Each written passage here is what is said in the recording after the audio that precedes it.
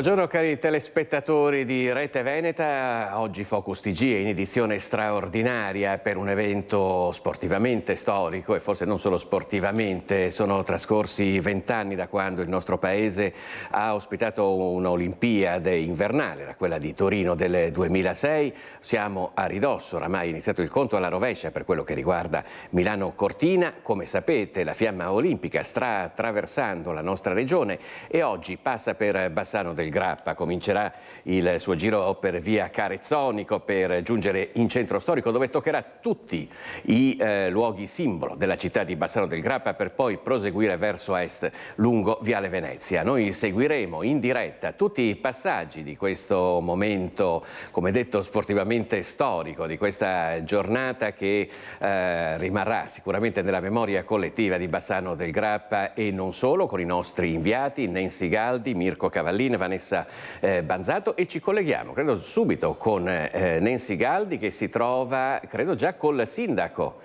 di Bassano del Grappa. Nancy.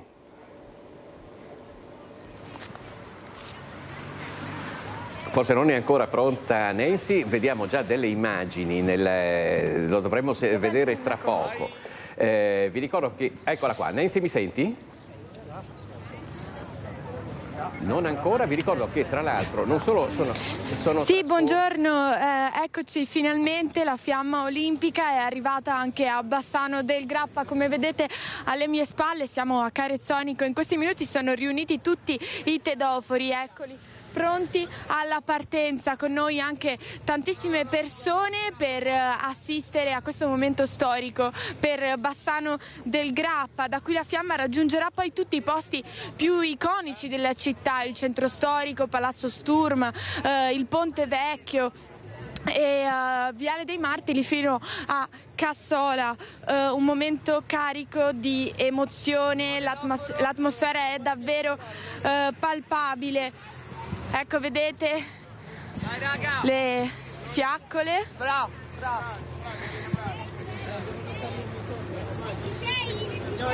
Sono tutti pronti. Vediamo che si stanno preparando i tedofori, che sono coloro poi che portano fisicamente la fiaccola, come da tradizione quella che ci arrivava dall'antica Grecia.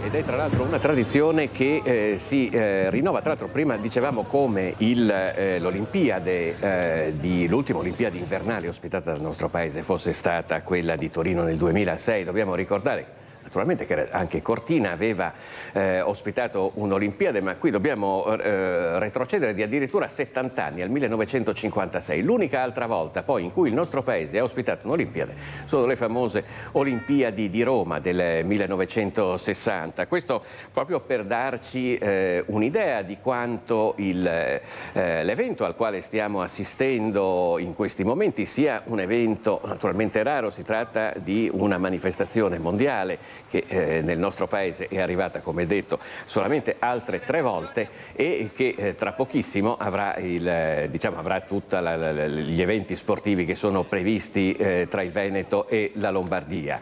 Come nelle vecchie tradizioni, come accadeva nell'antica Grecia, la fiamma che poi arde per tutto il periodo dei giochi viene portata da tedofori che se la scambiano lungo tutto il percorso, e qui siamo con Nancy proprio che credo con un tedoforo. Nancy. Gli unici 3 a portare la fiamma olimpica nella città.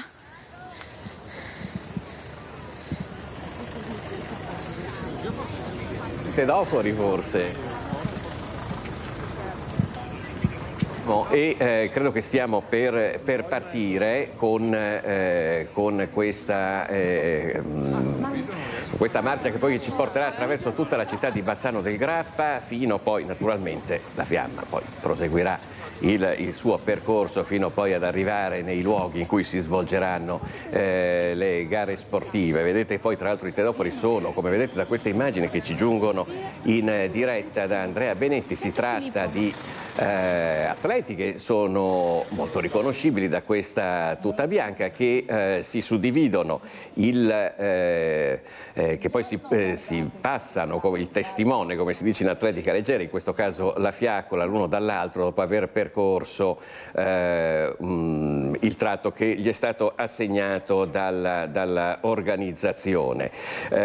Indicativamente, come vi dicevamo, il passaggio della fiaccola a Bassano del Grappa si colloca tra le 11:15 e mezzogiorno e 30. Noi seguiremo in diretta tutto questo. Non so se possiamo collegarci invece con Mirko Cavallin, che si trova sul ponte Vecchio. A te la linea, Mirko. Vediamo com'è la situazione lì.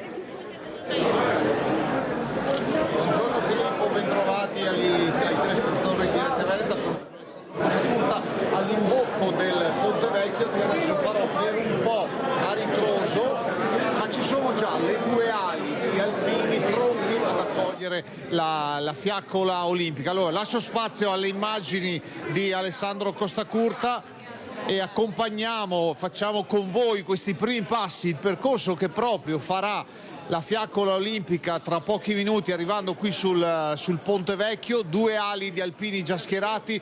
Ho intravisto anche alcune scolaresche arrivare poco fa, attraversare il ponte e spostarsi probabilmente in piazza Libertà, dove sarà acceso il braciere. Insomma, due ali di alpini che accoglieranno la fiamma olimpica proprio in questa giornata soleggiata, fredda, con il vento che spira dalla mia sinistra, quindi dalla Valle del Brenta.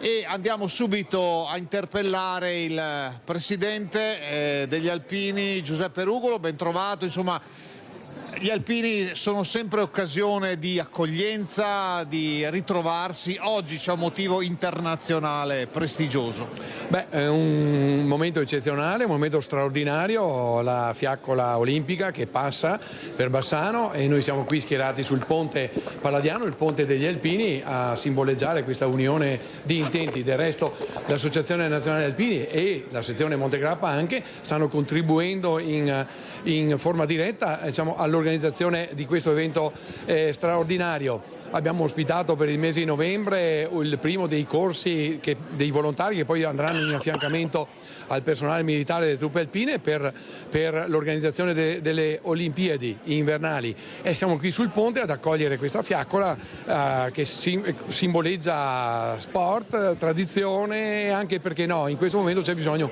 pace e condivisione. Sì, la fiamma olimpica, simbolo di pace, di unione. Lei pratica qualche disciplina sportiva invernale o guarda solo? No, ho praticato. Adesso ultimamente un po' le primavere che cominciano ad accumularsi mi rendono meno attivo, ma ho praticato sport, ho fatto calcio, roccia, ho anche sciato a modo mio, e comunque un po' di ciclismo, corsa.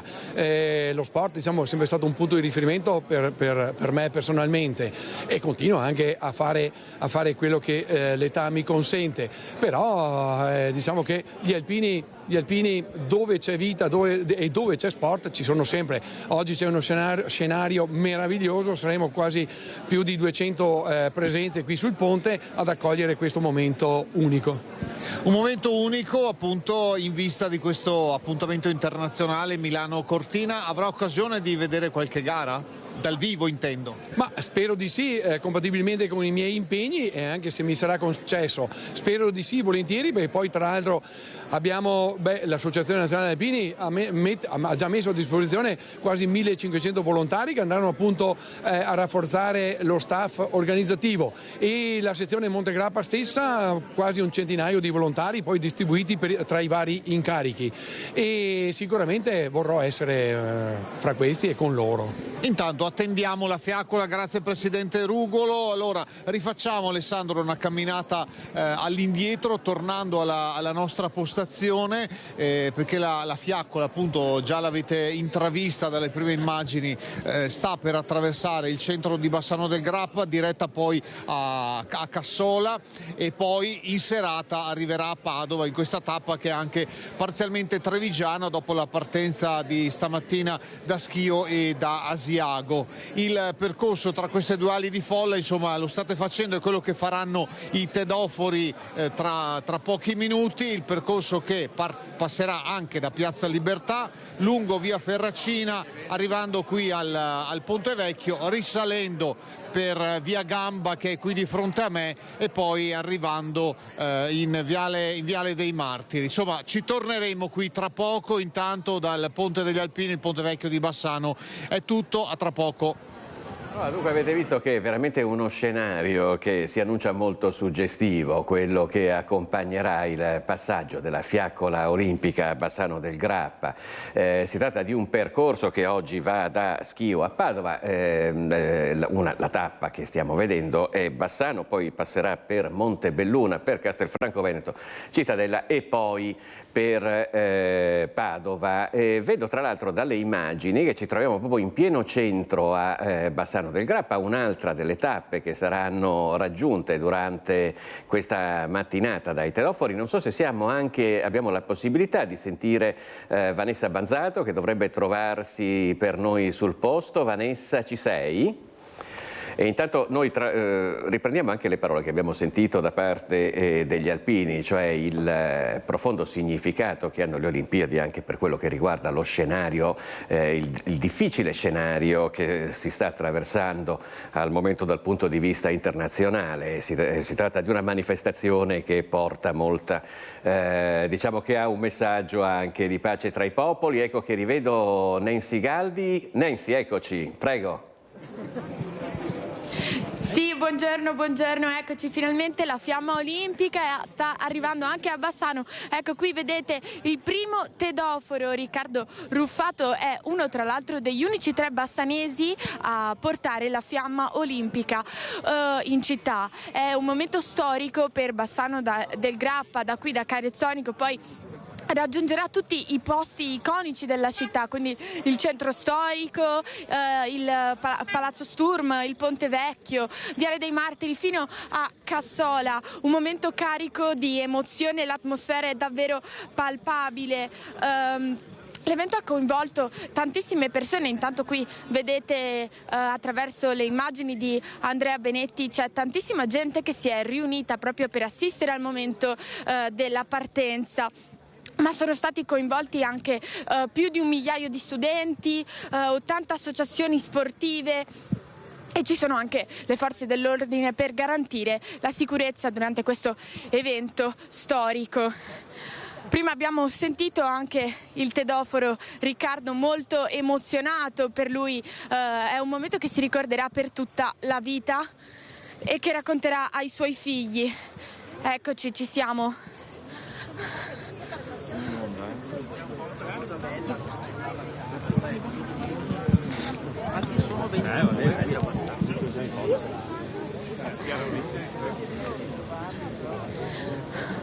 Vediamo se riusciamo a risentirlo. Vai Riccardo? un secondo? Un attimo. Basta iscrivere, esatto. Butto sotto il microfono. Eccoci, siamo, manca poco alla partenza, come ti senti? Bello emozionato, emozione proprio bellissima. Come hai reagito quando hai scoperto che saresti stato il primo? Emozione, cioè incredulità, dopo non sai cosa fare, per fortuna l'organizzazione ti dice bene, ti segue, però bello partire da Bassano, bellissimo. Sei uno degli unici 3 tedofori bassanesi, è un momento storico per la città e tu sei uno dei protagonisti. Già, è pazzesco, sento super privilegiato, fortunato, bellissimo. Grazie mille Riccardo, grazie.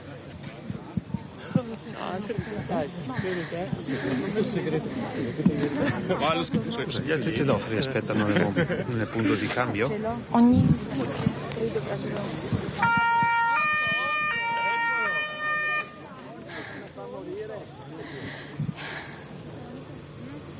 E allora abbiamo sentito anche le parole comprensibilmente emozionate foto del primo tedoforo, quello che diciamo aprirà questa mattinata all'insegna dello sport con il passaggio della fiaccola olimpica per la città di Bassano del Grappa. Sarà una mattinata che, come detto, seguiremo in diretta in vari punti della città, perché la fiaccola toccherà le zone più importanti abitanti di Bassano del Grappa. Vedo peraltro che la nostra Vanessa Banzato è in collegamento proprio dal centro della città. Vanessa.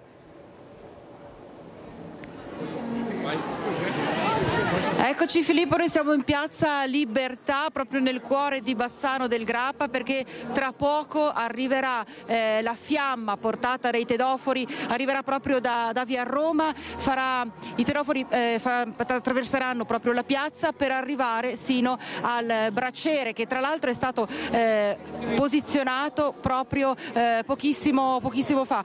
Vedete, c'è tantissima gente che è venuta a rendere onore appunto ai tedofori, a questi sportivi che porteranno la fiamma olimpica. Per Bassano è davvero una grande gioia, un momento di grande orgoglio, di grande onore poter appunto avere e vivere il passaggio della fiamma. Il centro è pieno, era da tantissimo tempo che non si vedeva una piazza così gremita. Ci sono i ragazzini delle scuole, ci sono tantissime persone che hanno voluto essere qua oggi e stiamo attendendo appunto, ecco, chiedo a Edoardo Paris, che è con me, di seguirmi, perché come potete vedere il braciere è posizionato, si sta attendendo l'arrivo dei tedofori, forze dell'ordine, spiegamento delle forze dell'ordine per garantire la sicurezza nel cuore della città. Una volta che il braciere sarà acceso, i tedofori si porteranno sino a Palazzo Sturm e noi seguiremo passo passo questo viaggio della fiamma olimpica attraverso proprio il cuore, le strade, le vie di Bassano del Grappa. Per il momento Filippo ti ricedo la linea e poi torneremo quando vedremo i tedofori giungere proprio in piazza Libertà a Bassano. E noi da Piazza Libertà ci spostiamo al Ponte Vecchio, perché Mirko Cavallin è in compagnia del sindaco di Bassano del Grappa, Nicola Finco, per cui ci colleghiamo con uno degli altri nostri corrispondenti per raccogliere altre sensazioni di questa mattinata storica. Mirko. Eccoci allora ancora nei pressi del Ponte Vecchio, il Ponte degli Alpini, col sindaco di Bassano Nicola Finco. Insomma, una giornata bellissima oltre al meteo, a parte il freddo. Sì, una giornata fredda, speriamo che arrivi anche qualche perturbazione che porti un po' di neve in montagna, visto che ci sono le Olimpiadi, però diciamo la partecipazione è buona nonostante l'orario. Abbiamo anche diverse scolaresche che si sono messe lungo il tragitto nelle piazze, insomma la partecipazione direi è più che ottima, è una giornata di festa e siamo orgogliosi che insomma la fiaccola passi per Bassano del Grappa, per quello che rappresenta Bassano, per la sua storia, ma anche per i tanti campioni olimpionici che ha avuto questa terra e tutto il territorio bassanese. Lei arrivava da Carezzonico, dalla partenza, passerà tra poco in Piazza Libertà, insomma una giornata che mostra anche al resto del mondo tramite le nostre telecamere le bellezze della città, i luoghi storici. Sì, ho parlato anche con l'organizzazione, si sono complimentati per la nostra città, per la bellezza. Molti spesso non conoscono Bassano, ma poi quando arrivano ne elogiano le bellezze e anche la bontà delle persone, perché comunque questa mattina abbiamo numerosi volontari lungo le vie, una grande disponibilità anche da parte degli alpini, quindi veramente insomma la città quando chiama vede una grande risposta da parte dei propri cittadini. Qual è il suo rapporto con lo sport? Ma buono, nel senso, quando posso 3-4 volte a settimana pratico un po' di corsa, faccio un po' di palestra, insomma, cerco di mantenermi in forma, altrimenti ci vuole sempre una valvola di sfogo, no? Anche per chi fa politica. Grazie, allora intanto al sindaco, ci vediamo dopo negli altri momenti. Insomma, nel frattempo, ecco Alessandro, facciamo vedere verso via Gamba, dove poi la fiaccola risalirà. Già qui ci sono altre ali di folla, oltre agli alpini che abbiamo visto prima, e la fiaccola poi risalirà verso questa salita, via Gamba e poi lungo Viale dei Martiri, quindi la attendiamo insieme a voi. Studio. Anche là, però le regali. Lì, questa strada Ed ecco ancora altre immagini. Ringraziamo Mirko Cavallini, abbiamo sentito anche il sindaco di Bassano del Grappa, Nicola Finco, è naturalmente impegnato anche nell'organizzazione di questa giornata straordinaria. Nel frattempo il tedoforo è partito, abbiamo avuto modo di ascoltarlo poco fa al microfono di Nancy Galdi e come vedete sta iniziando la sua marcia verso il centro di Bassano, ma noi ci colleghiamo proprio con Nancy che lo sta seguendo passo passo. Nancy. Eccoci, siamo partiti, come vedete la fiamma è stata accesa, sono tutti qui, tutti felici ad esultare per la partenza di Riccardo.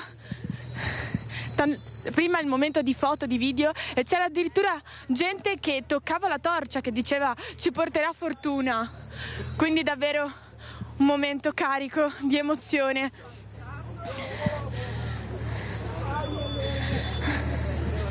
Quando poi avverranno degli scambi durante il tragitto. Sì, esatto. Tra poco arriveremo al secondo tedoforo.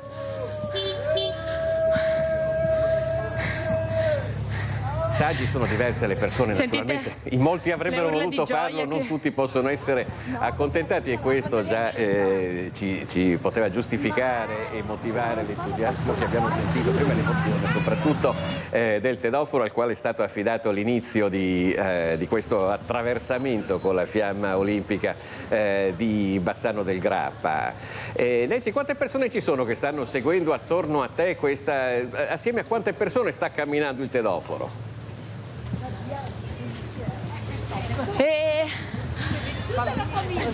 Assieme a una decina, però poi ci sono anche un sacco di cittadini che stanno seguendo il tedoforo, saremo già più di un centinaio. Dell'estrario dalle finestre che assiste, ecco, vedete, e scatta nei fotografie punti o video. Ecco il secondo, un altro bassanese.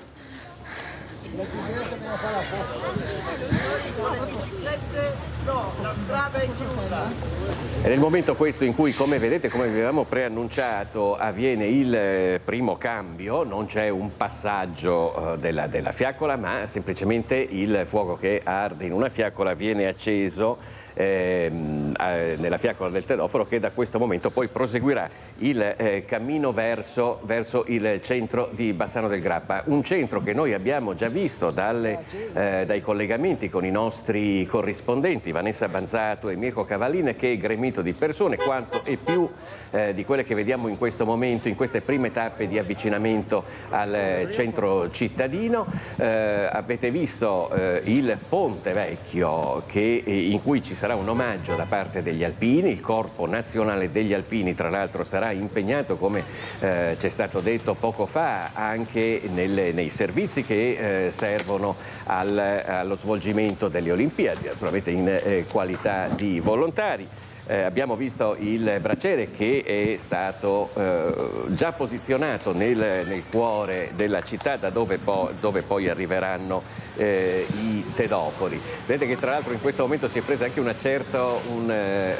certo ritmo nella corsa del tedoforo. Prima eravamo di passeggiata, forse siamo lievemente in ritardo, la partenza era prevista per le 11:15, è venuta lievemente in ritardo, evidentemente c'è da guadagnare qualche cosa, per cui in uno spirito che potremmo definire prettamente olimpico il tedoforo ha accelerato la corsa, tanto che abbiamo visto nelle immagini del nostro Andrea Benetti che è proprio scomparso all'orizzonte. Andiamo allora da Vanessa che si trova in centro. Vanessa, noi siamo pronti a sentire qui quando è previsto l'arrivo, poi tu ci hai fatto vedere il braciere che era stato appena allestito, per cui siamo proprio nel punto in cui si suggellerà questa giornata di festa. Vanessa. Tiratemi i bidoni.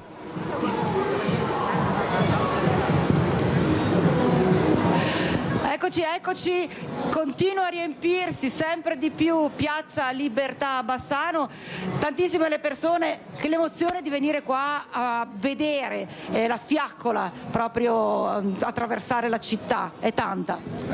Certamente, anche perché insomma è la prima volta appunto che passa di qua la fiaccola, e specialmente nella mia città, difatti è un orgoglio. Veramente, sì.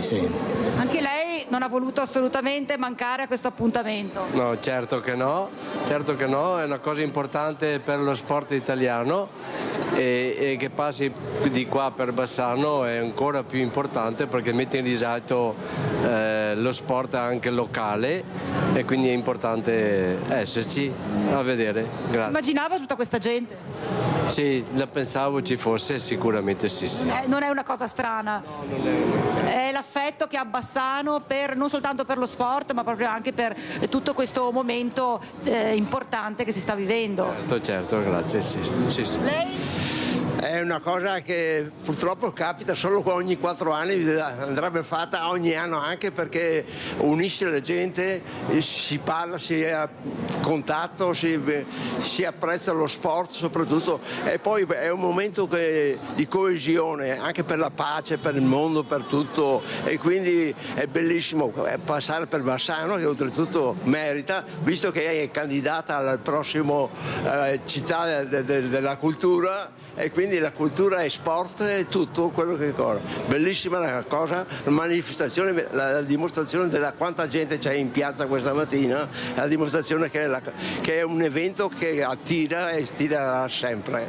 Insomma, Filippo, hai sentito quante cose racchiude in realtà questa fiaccola, il passaggio di questa fiaccola. Non è solo sport, ma è un'intera comunità che si unisce, è un messaggio di pace. Poi il signore poco fa ha parlato proprio anche della candidatura ormai prossima di Bassano del Grappa a capitale italiana della cultura nel 2029, quindi insomma davvero ci sono tutte le carte in regola per parlare di una grande città come Bassano del Grappa. Stiamo aspettando che da via Roma arrivino i tedofori per accendere proprio il braciere che adesso sta attirando un sacco di persone, le persone stanno facendo le foto davanti al braciere perché è un momento che resterà davvero nella memoria di tutti e tutte che hanno voluto essere qui in centro, in Piazza Libertà a Bassano. Ti ricevo la linea, Filippo.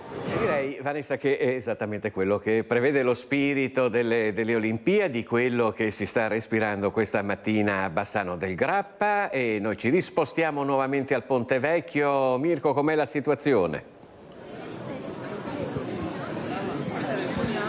Eccoci ancora qui, sempre nei pressi del Ponte Vecchio, dove passerà 2 volte la fiamma, arrivando da via Ferracina, scendendo lungo il ponte e poi risalendo verso via Gamba. Allora proviamo a sentire alcune delle tante persone che sono arrivate qui per la fiamma oggi. Sì. Cosa si aspetta? Perché ha deciso di spendere questi minuti qui? Perché non so se mi capiterà un'altra occasione di vedere il passaggio della fiaccola, e poi perché c'è Mochi De Gennaro che porta per un tratto la fiaccola, spero di riuscire a vederla. Tifosa di volley? Sì. Ecco, Monica De Gennaro, il libero di Conegliano, che ha giocato ieri sera, quindi è arrivata di notte, ha vinto 3-0 contro Vallefoglia.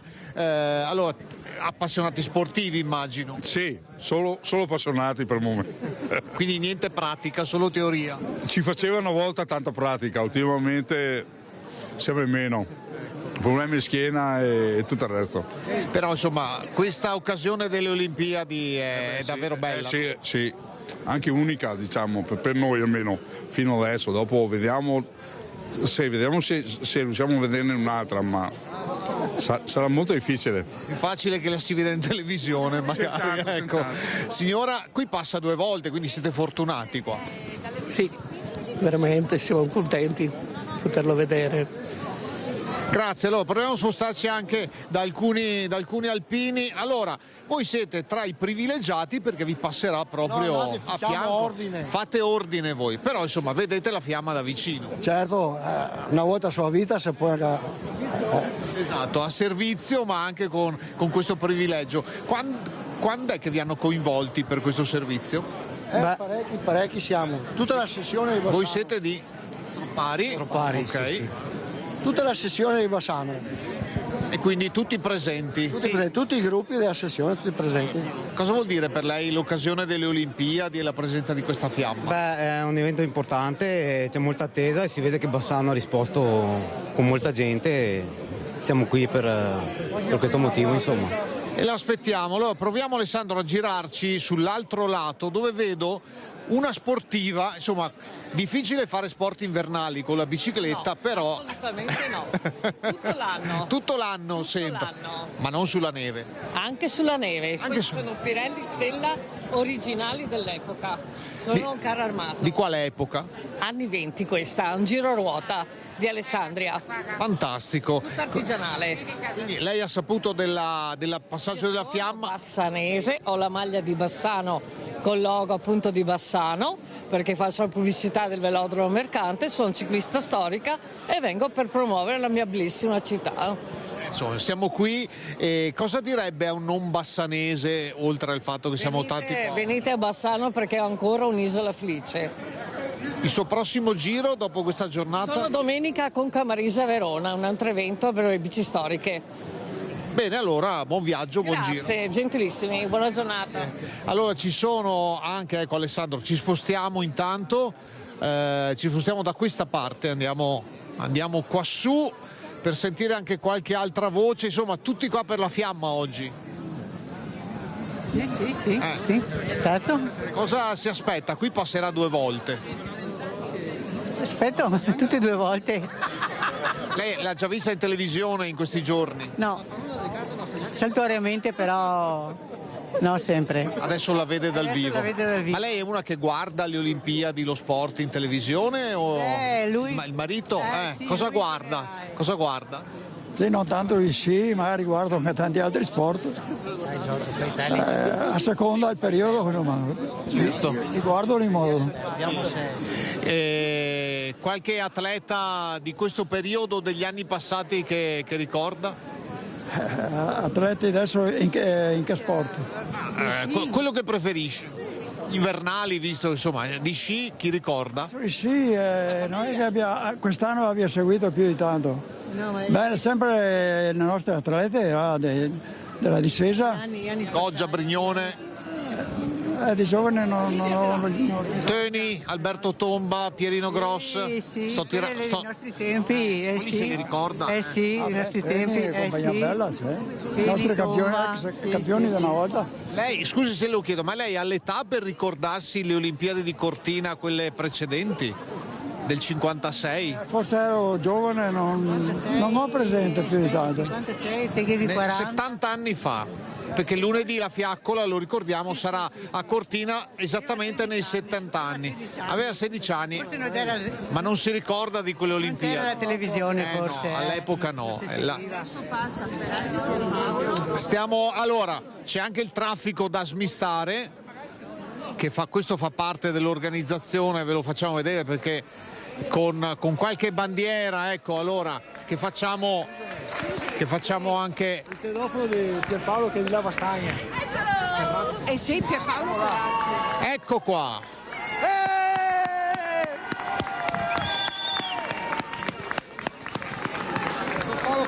Pierpaolo Ferrazzi, campione olimpico di canoa, che è originario proprio di queste zone e si è trasferito qui. Adesso con lui facciamo questo giro in mezzo agli alpini, tra gli applausi degli alpini, della cittadinanza. Ecco, con Alessandro vi facciamo vedere questo passaggio. Insomma, c'è stato l'arrivo in pulmino, c'è anche questo mezzo insomma a motore per spostarsi. Pierpaolo Ferrazzi accolto dalla folla di atleti e la torcia che arriva. Non ho percepito se sia accesa o no, ma insomma intanto la torcia c'è, è un simbolo comunque importante. Adesso vediamo di verificare se effettivamente c'è anche il fuoco. Pierpaolo Ferrazzi, dicevo, campione olimpico di canoa, che nei giorni scorsi abbiamo citato proprio nei nostri servizi, facendo vedere quanto in secca sia il Brenta in questo periodo e nella zona. Ecco altri atleti con altri mezzi di locomozione più moderni, questi monoruota anche con le sponsorizzazioni, una delle tante che sostengono questo evento olimpico. Allora Pierpaolo Ferrazzi adesso farà a ritroso il percorso qui nell'altra metà del ponte, rifacendolo all'indietro, sempre circondato dagli alpini sul loro ponte e pronto poi a passare il testimone. Intanto io mi sposto proprio verso l'incrocio di via Ferracina, intanto Alessandro vi fa vedere questo emozionante passaggio sul ponte che dovrebbe ripartire entro qualche attimo. Grazie a voi. Loro sono appunto gli sbandieratori, diciamo così, sono arrivati. Intravedo nel fondo Pierpaolo Ferrazzi che dovrebbe a questo punto essere in procinto di ritornare indietro. Lo aspettiamo qui e aspettiamo magari anche un passaggio al prossimo tedoforo. Sono mediamente 200 metri quelli che ogni tedoforo fa mediamente, poi sono situazioni diverse, insomma. Da qui dove sono io a dove è Ferrazzi sono circa un centinaio di metri in linea d'aria. Viviamo con voi in diretta proprio questo racconto prima di affrontare con lui la salita di Via Gambe e arrivare in un altro luogo simbolico di Bassano, Viale dei Martiri, poi parte di Viale delle Fosse e il percorso verso Viale Venezia, che poi arriverà a Cassola. Diciamo che siamo intanto in perfetto orario, abbastanza perfetto rispetto alla tabella di marcia. C'erano state date le 11:25 come arrivo della fiamma qui in centro a Bassano. La fiaccola moderna con tanta gente che lo ammira. Allora, nell'attesa che la fiaccola si muova, la linea può passare intanto a Vanessa Banzato.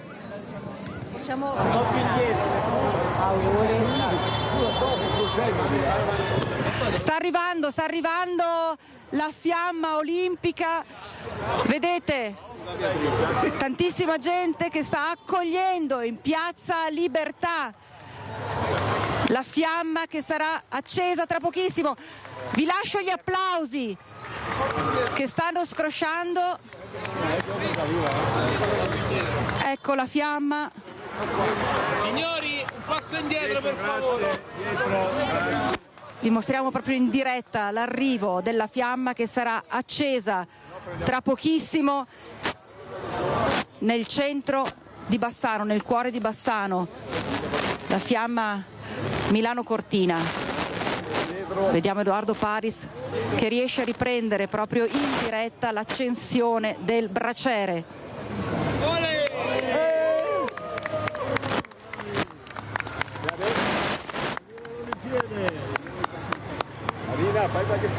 Un momento davvero emozionante e il prossimo tedoforo che si sta accingendo ad accendere la sua fiamma, Moretti Polegato, Mr. Geox, si sta preparando proprio all'accensione della sua fiaccola. Vedete il fuoco dell'Olimpiade Milano Cortina 2026 che brucia proprio dal cuore di Bassano del Grappa. Un messaggio dello sport, quello vero, lo sport grande, lo sport che rende grande una nazione. Moretti Polegato si sta accingendo ad accenderla, ecco la fiamma è accesa.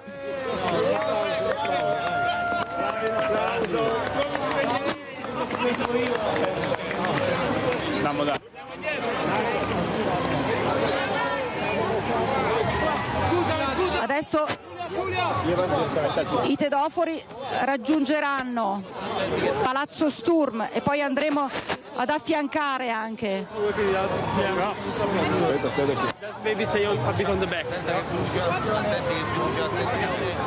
Tutta questa gente, la folla che raggiunge Palazzo Sturm. Attenzione, no. E noi seguiamo la fiaccola. Vedete un fiume di gente, un fiume di persone che si apre per far passare la fiaccola.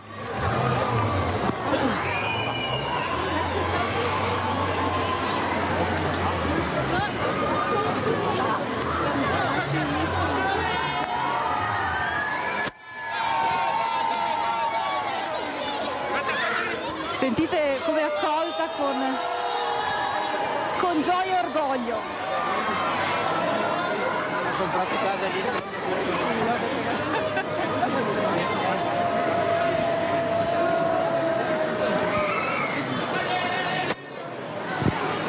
Filippo, io per il momento ti lascio.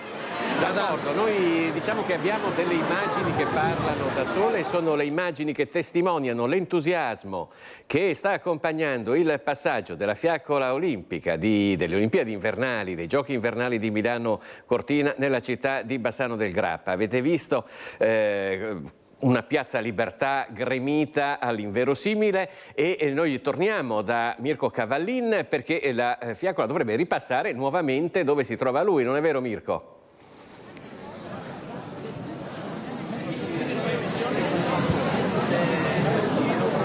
Abbiamo visto il primo passaggio sul Ponte Vecchio. Eccoci qui allora, dall'incrocio tra via Ferracina e via Gamba e l'ingresso al Ponte Vecchio. L'occhio della telecamera di Alessandro Costacurta vi mostra l'infilata verso Palazzo Sturm. Da lì appunto attendiamo come le decine, anzi direi ampiamente centinaia di persone che adesso stanno affollando anche la salita di via Gamba. Attendiamo l'arrivo della fiamma vera, quella accesa, perché Pierpaolo Ferrazzi ha la fiaccola da tedoforo, ma riceverà il fuoco acceso a Olimpia diverse settimane fa, lo riceverà appunto dal tedoforo, dalla tedofora precedente. Adesso lo scopriremo, perché anche l'ordine dei tedofori lo scopriamo in itinere, strada facendo. Vediamo altri addetti alla sicurezza, forze dell'ordine schierate, c'è la questura, ci sono i carabinieri, insomma ho visto anche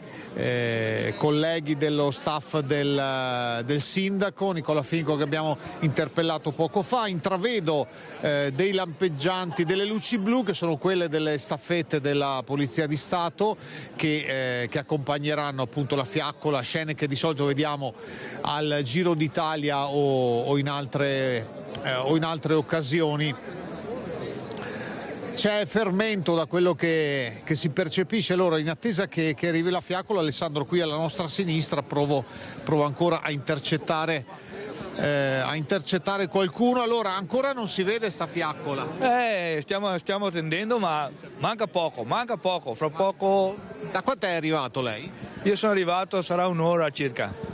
E quindi qua in pole position? In pole position, forse è l'ultima volta che io la vedo. Perché l'ha già vista? O la prima? È la prima e anche l'ultima volta, perché non penso che ci saranno ancora opportunità di vederla.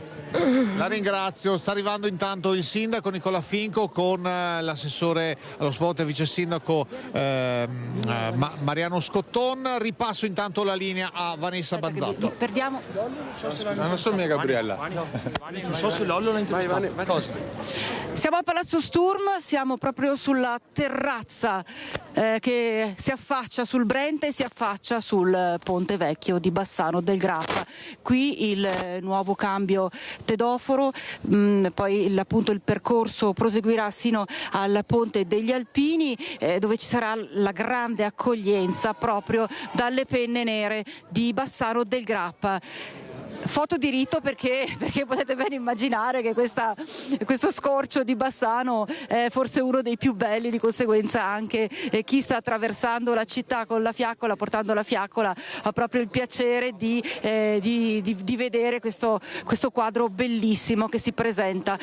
Riparte la fiaccola per andare appunto al Ponte Vecchio, dove vedo già da qua un fiume di gente.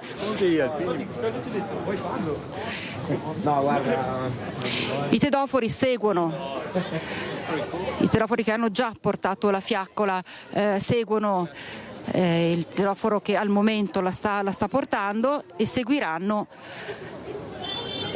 sino al termine. Vediamo che dovrebbe essere pronto anche il collega Mirko Cavallin dal ponte e accoglierà proprio Mirko il prossimo passaggio della fiaccola.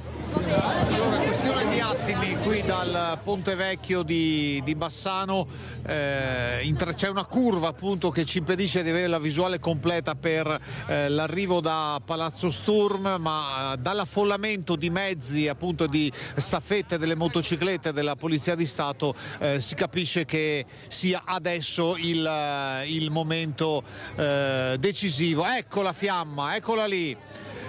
Ecco la fiamma, io l'ho vista ad occhio nudo, spero riusciate a vederla anche voi, bella alta, accompagnata da altri tedofori. C'è Pierpaolo Ferrazzi che attende sul ponte. Adesso accompagneremo la fiamma olimpica di Milano Cortina 2026, accesa proprio nella piana di Olimpia in Grecia. L'accompagneremo qui nel centro storico, nel cuore di Bassano del Grappa. L'applauso della folla che accoglie questo momento storico, con anche i tanti volontari che parteciperanno a questo evento. Allora, con Alessandro adesso seguiamo la fiaccola per vedere il passaggio di testimone, l'accensione della torcia di Pierpaolo Ferrazzi, sempre con le due ali di folla che vi abbiamo fatto vedere prima, ma adesso è tutta un'altra cosa.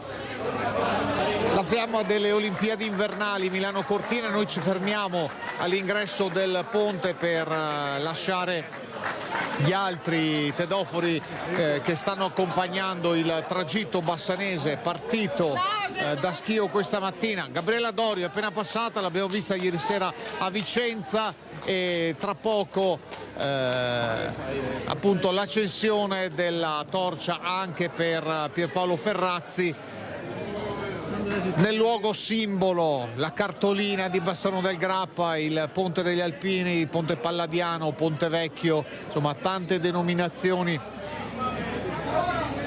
che passa attraverso le nostre telecamere e vi racconta questa emozione. Ci avviciniamo anche con Alessandro per vedere proprio questo momento di uno dei passaggi della fiamma da un tedoforo all'altro per poi proseguire. Ecco il contatto tra le due torce e l'accensione accolta dall'applauso della folla, tantissimi alpini, tanta gente comune, tante scolaresche, studenti, pensionati che hanno scelto di vivere questo momento storico. Diceva un signore prima, chissà quanto tempo passerà, se mai ne vedrò un'altra fiamma olimpica. Qui in Italia sarà difficile, insomma, sono passati 20 anni dalle Olimpiadi di Torino, 70 dalla edizione precedente di Cortina d'Ampezzo 1956, Roma 1960, insomma questa è un'altra occasione dalla fine dell'Ottocento, da quando le Olimpiadi moderne sono nate, un'altra occasione di vivere i Giochi Olimpici qui, davvero a pochi chilometri da noi, in una edizione che ha Milano e Cortina al centro, ma anche tante altre località coinvolte, della Lombardia, del Trentino Alto Adige. La fiamma comincia a muoversi, credo anche con un omaggio al Grappa, ai caduti su una delle terrazze che si affacciano proprio sulla Val Brenta, nelle acque del Brenta c'è anche un canoista. A ricordare che queste acque del Brenta, pochi chilometri più su a Valstagna, sono centro di allenamento federale proprio per i campioni della canoa e del kayak. Pierpaolo Ferrazzi è uno di loro, ma tanti altri ne sono passati in questi anni. Daniele Molmenti, vado proprio a memoria ricordando i campioni che qui nelle acque del Brenta si sono allenati, hanno partecipato a Olimpiadi estive in questo caso e hanno raccolto medaglie importanti. La pagaia, che intravedo anche il tricolore, e adesso la fiamma è pronta a ripartire, a proseguire il suo percorso risalendo, e lo facciamo anche noi, verso Via Gamba. Recupero anche Alessandro e seguiamo Pierpaolo Ferrazzi. Seguiamo Pierpaolo Ferrazzi nel suo percorso che porterà appunto la fiamma olimpica in Viale dei Martiri. Un passo, diciamo, abbastanza sostenuto, ma del resto è un atleta. Noi proviamo a tenere lo stesso passo. Vediamo se su questa pendenza di Via Gamba si riuscirà a tenere lo stesso ritmo di camminata.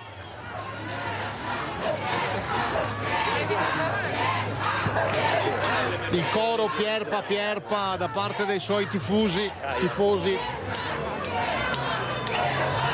che accompagna questo momento, questo passaggio memorabile. Vedete, duelli di folla che fino a pochi minuti fa non c'erano. Via Gamba mai si è vista così, insomma raramente, se non in occasioni di alcune feste, e saliamo anche noi con voi. Vi facciamo salire in Via Gamba assieme con la fiamma olimpica che brucia e arriva verso Viale dei Martiri a passo, diciamo, piuttosto sostenuto. Gli applausi anche per Gabriella Dorio, che è qui pochi passi avanti a me e che adesso magari provo a cercare di raggiungere. Ma Gabriella Dorio corre. Qui invece di rallentare il passo con la discesa si accelera ancora di più. Allora, Gabriella Dorio è abituata a correre, noi un po' meno, insomma. Com'è passare per Bassano con la fiaccola? L'emozione è grande. Io ho vissuto quella di ieri sera a Vicenza e ho ancora le mani umide. Il fuoco olimpico è sempre, soprattutto per uno che ha fatto sport, che ha fatto le Olimpiadi, bellissimo, bellissimo. Grazie Gabriella Dorio. Adesso un passaggio di fiamma e di testimone, un altro passaggio che Paolo Ferrazzi ha fatto il suo percorso. Non ho riconosciuto, adesso lo vedo di spalle, il prossimo tedoforo. Il prossimo è il ciclista, il prossimo. Comunque lo seguiamo e continuiamo a raccontarvi questa giornata anche con il fiatone, ma fa pur parte di questa occasione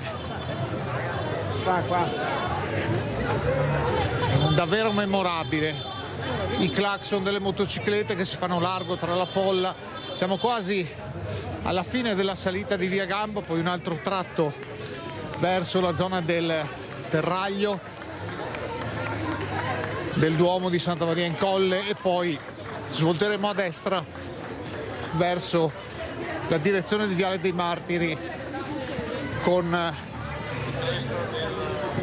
un altro omaggio a una pagina drammatica di storia di Bassano. Le Olimpiadi sono un momento, erano a suo tempo, al tempo dei greci, occasione per interrompere i conflitti. Non è quasi mai avvenuto in epoca moderna. Pensate a quanto è successo appunto anche tra prima e seconda guerra mondiale. Qui andremo a passare davanti alle croci, tra l'altro recentemente vandalizzate, di oltre 30 giovani vittime del rastrellamento del Grappa del settembre 1944. Il passo continua ad essere piuttosto sostenuto, la folla ancora più numerosa se possibile qui in via Bonamigo, una via un po' più stretta, quindi con passaggio un po' più complicato anche per tanti atleti giovani. Travedo alcuni ragazzi, credo di una società sportiva, che accompagnano di corsa questa fiaccola. Siamo quasi arrivati, la fiaccola è già qualche metro avanti a me, arrivati in Viale dei Martiri, una folla davvero incredibile, con una giornata azzurra. Adesso il panorama si apre verso la Pedemontana, verso il Monte Grappa, con l'infilata dei Lecci dove furono impiccati i martiri del Grappa nel settembre 1944. Io continuo a raccontare, ricordando sempre alla regia che non ho ritorno audio e quindi siete liberi di riprendere la linea. Ora un altro passaggio di testimone.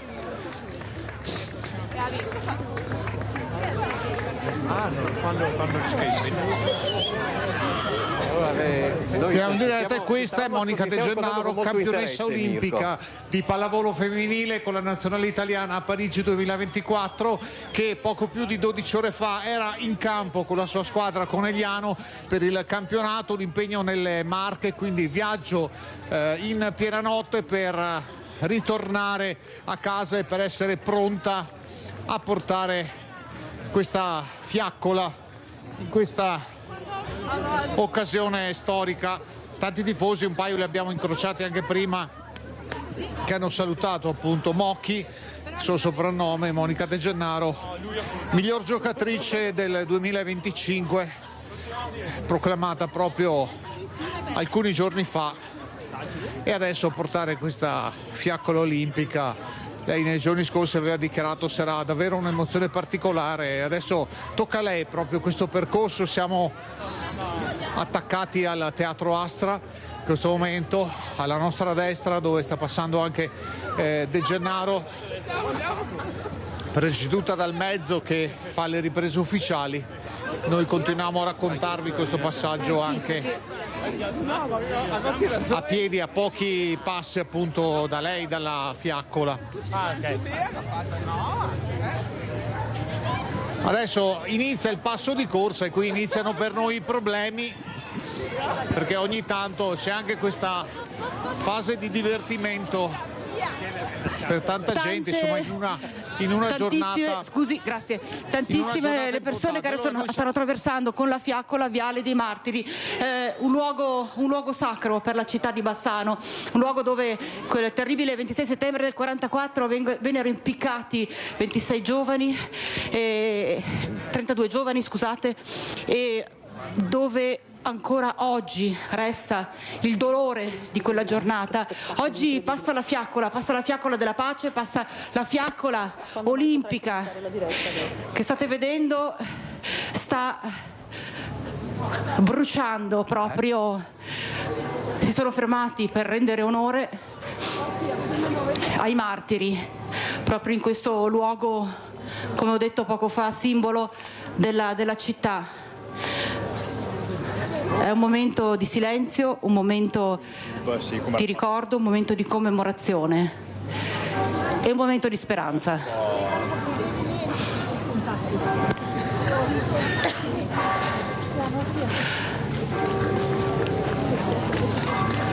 Tra pochissimo la fiaccola ripartirà lungo Viale delle Fosse, percorrerà Viale Venezia per raggiungere Cassola.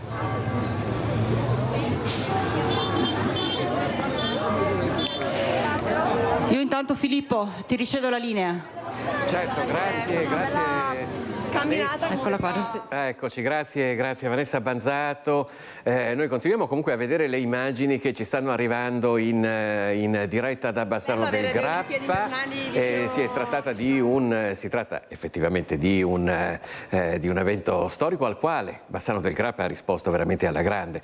Una piazza Libertà completamente gremita, così come era gremita il Ponte degli Alpini, un passaggio che è storico, come hanno ricordato gli stessi bassanesi. L'ultima volta che c'è stata un'Olimpiade dalle nostre parti, che era quella di Cortina del 1956, sono trascorsi 70 anni, ce n'è stata un'altra a Torino 20 anni fa, però insomma come ricordavano molti bassanesi si tratta di un evento al quale si assiste veramente di rado, e lo spirito col quale hanno assistito e stanno assistendo, tra poco continueremo a vedere altre immagini, a questo passaggio è veramente quello olimpico, cioè quello di una fratellanza e di una società che fa comunità nel vero senso della parola. Ci si trova tutti assieme, abbiamo visto insomma giovani, meno giovani, atleti, non atleti, chi si interessa di sport e chi meno, per partecipare a quella che è una festa che dovrebbe essere, così come è stata ricordata anche da molte delle persone che abbiamo intervistato, dovrebbe portare anche una riflessione sulla pace, così come era una volta. Invece purtroppo si inquadra in uno scenario internazionale che continua a rimanere molto complicato al punto tale che in nazioni come la Germania si sta discutendo se far partecipare la nazionale di calcio ai prossimi mondiali che si tengono negli Stati Uniti. Questo per dire quanto la situazione sia difficile. Di questo non c'è traccia naturalmente nella mattina che stiamo vivendo oggi assieme con i nostri corrispondenti Nancy Galdi, Mirko Cavallin e Vanessa Banzato, che ci stanno raccontando passo dopo passo tutto l'entusiasmo di una città che ha saputo accogliere la fiamma olimpica assolutamente come si merita un evento di questo genere. Andiamo subito da Mirko Cavallin di nuovo. Vai. Eccoci qua con Monica De Gennaro che ha fatto i suoi 200 metri, insomma ne avevamo parlato pochi giorni fa dell'emozione che avresti vissuto, ora che l'hai vissuta? È una bella emozione forte, comunque dai, poter comunque vedere anche tutta la gente così appassionati nel vedere comunque noi passare con la torcia olimpica è veramente emozionante. Il tuo rapporto con gli sport invernali? Un'altra domanda, no, nel senso che li ho sempre visti, mi piace lo sport in generale, sicuramente anche per il fatto che gioco a pallavolo non ho potuto provare a fare altri sport, però sicuramente sarà bello da vederli. Il tuo oro olimpico è passato 1 anno e mezzo, ancora quello arde? Sì, quello arderà, penso sempre. Grazie, in bocca al lupo. Ciao. Monica De Gennaro, campionessa olimpica, insomma l'abbiamo presa al volo, mentre il percorso, ecco Alessandro, possiamo entrare qui in Viale delle Fosse per far vedere che intanto il traffico è stato temporaneamente bloccato e che il percorso proseguirà verso Viale Venezia e verso Cassola. Linea a Vanessa Banzato. Un paio di luce di Dio, no? Eccoci. Ciao. Ciao, saluto. Siamo proprio all'imbocco di Viale Venezia, dove la fiaccola sta proseguendo. Intanto abbiamo fermato proprio in questa giornata intensa, davvero un momento importantissimo, con noi il sindaco di Bassano del Grappa Nicola Finco e l'assessore allo sport Mariano Scottona. Sindaco, che dire? Che dire, sicuramente sono immagini che resteranno nella storia, soprattutto l'accensione e il passaggio di fiaccola sul Ponte degli Alpini, evento che non era mai successo prima, quindi abbiamo segnato una nuova pagina di storia con una grande partecipazione da parte dei cittadini, delle scolaresche, in un orario non certo facile, perché in questa terra a mezzogiorno solitamente si lavora, no? Però abbiamo visto che tantissime persone sono prese un'ora del loro tempo proprio per assistere a questo momento epocale, e quindi insomma siamo veramente contenti per quello che è stato fatto quest'oggi, per la grande organizzazione, soprattutto perché è andato tutto liscio senza nessun tipo di problema. Questo è lo sport vero. Sì, io spero che appunto i ragazzi che hanno visto questo passaggio sia per loro anche così volontà di avvicinarsi ulteriormente allo sport e di impegnarsi. È stata una giornata storica, io devo ringraziare la Polizia Locale e la Polizia di Stato per l'organizzazione, la grande condivisione e la progettazione di tutto l'evento, e c'è stata una grande partecipazione soprattutto dei ragazzi, e spero che sia veramente per il futuro una grande voglia di fare sport. E poi Sindaco, c'è un residente tra l'altro che era qua presente, che ha detto non posso mancare, che ha detto chissà che questo sia proprio anche un motivo in più perché Bassano del Grappa venga nominata capitale italiana della cultura nel 2029, che magari che possa essere, chissà mai. Ma noi ce l'auguriamo, vediamo che tutti gli eventi importanti passano per Bassano del Grappa, quindi questo sta a significare che è una cittadina piccola ma bella, importante, ricca di storia, di valori, e quindi se tutti gli eventi importanti a livello nazionale e internazionale passano per Bassano del Grappa vuol dire che abbiamo un qualcosa in più rispetto agli altri, no? E quindi sicuramente la carta che ci stiamo giocando, che è quella di capitale italiana della cultura per il 2029, è una carta importante, ma secondo me abbiamo veramente tutte le condizioni per portare a casa questo importante risultato. E chissà davvero che il passaggio di questa fiaccola olimpica non sia quel plus per arrivare a conquistare questo titolo. La fiaccola adesso sta continuando, dicevamo, in Viale Venezia e arriverà a Cassola tra pochissimo, e noi ovviamente la stiamo seguendo. Filippo, ti ricevo la linea. Grazie a Vanessa Banzato, e continueremo a seguire l'evolversi di questa bella mattinata a Bassano del Grappa, una mattinata storica che vi stiamo raccontando oramai da più di un'ora, il passaggio della fiaccola olimpica per la città di Bassano del Grappa, la fiaccola che poi arderà durante lo svolgimento dei Giochi invernali di Milano Cortina. Altri passaggi della fiaccola olimpica, tra poco ci ricollegheremo con Bassano del Grappa e con Cassola. Intanto andiamo a vedere ieri la partecipazione che c'è stata ad Abano, in provincia di Padova.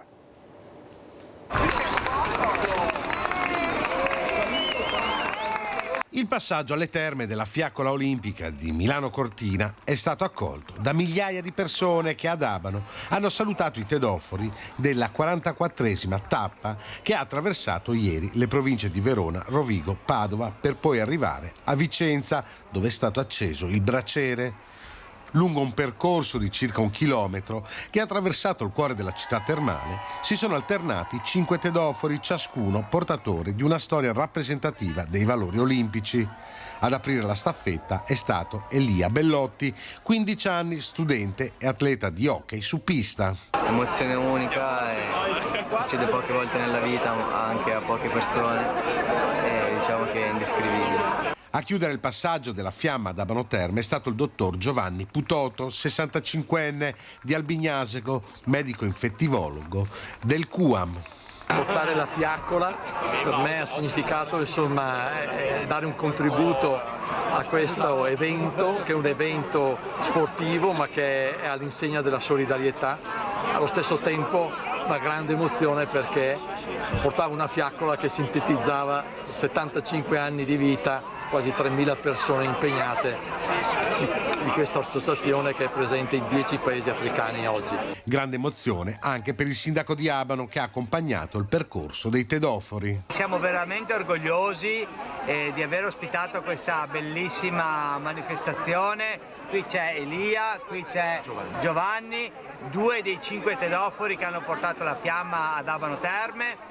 È un momento emozionante, decine di centinaia di persone, migliaia direi di persone presenti, tante associazioni del territorio. Ieri la fiaccola è passata anche ad est, prima di Abano, mentre oggi l'accensione del braciere è prevista in Prato della Valle a Padova, parte conclusiva della 45esima tappa iniziata questa mattina a Schio.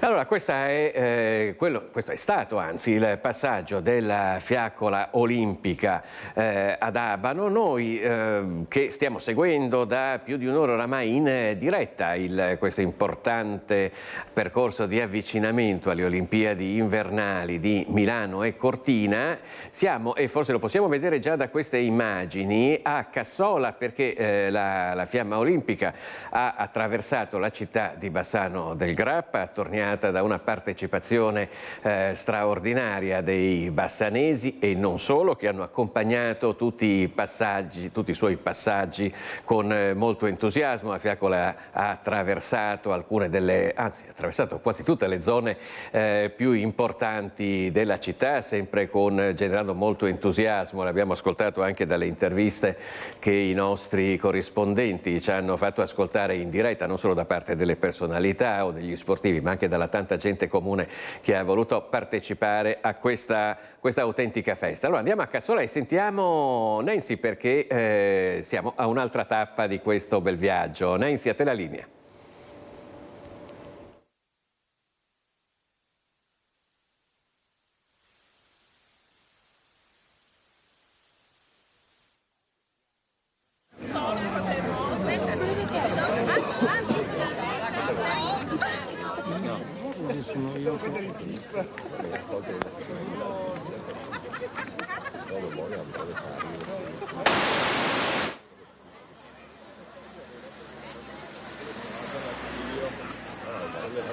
Cazzo, allora l'ho spento.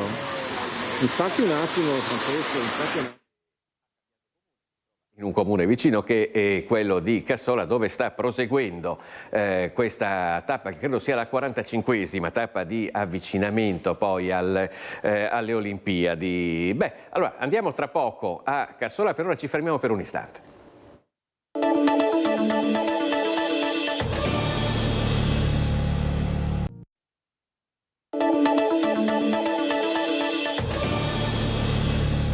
Ben trovati nuovamente in diretta con Focus TG. Vi abbiamo raccontato e continueremo a farlo il passaggio della fiaccola olimpica nel Bassanese, tutte le fasi dell'attraversamento della città di Bassano del Grappa. Adesso invece ci spostiamo in un comune accanto, a Cassola, dove c'è Nancy Galdi. Nuovamente buongiorno Nancy.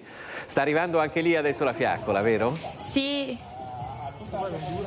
Sì, esattamente, eccoci, questa è l'ultima tappa del passaggio della fiamma olimpica a Bassano del Grappa e si fermeranno i tedofori qui a Cassola in viale Pio X. Vedete, c'è il personale che sta dando i gadget, hanno lanciato berretti e vari gadget, eccoli, sono in arrivo. Vedete ai lati delle strade tantissime persone. È già una buona mezz'ora che aspettano l'arrivo dei tedofori.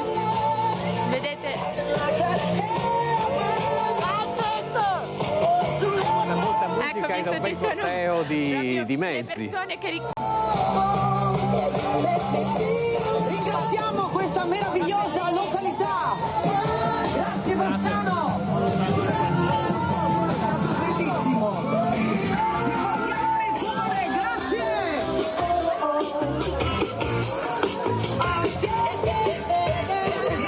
Che appare all'orizzonte, per cui siamo pronti ad assistere anche e a raccontarvi il passaggio a Cassola. Vedete, come ci stava raccontando Nancy Galdi, ci sono delle persone che stanno distribuendo i gadget delle Olimpiadi, e anche qui a Cassola, come vedete, il passaggio della fiamma olimpica è contraddistinto da due ali di folla che hanno risposto con entusiasmo, anche in orari, prima lo ricordava il sindaco di Bassano del Grappa Nicola Finco, difficili, orari in cui generalmente le persone si trovano al lavoro, ma essendo una giornata speciale erano presenti anche le scolaresche, per cui diciamo che tutte le città si stanno fermando per salutare il passaggio della fiaccola olimpica nel lungo viaggio verso le Olimpiadi invernali di Milano Cortina. Qui,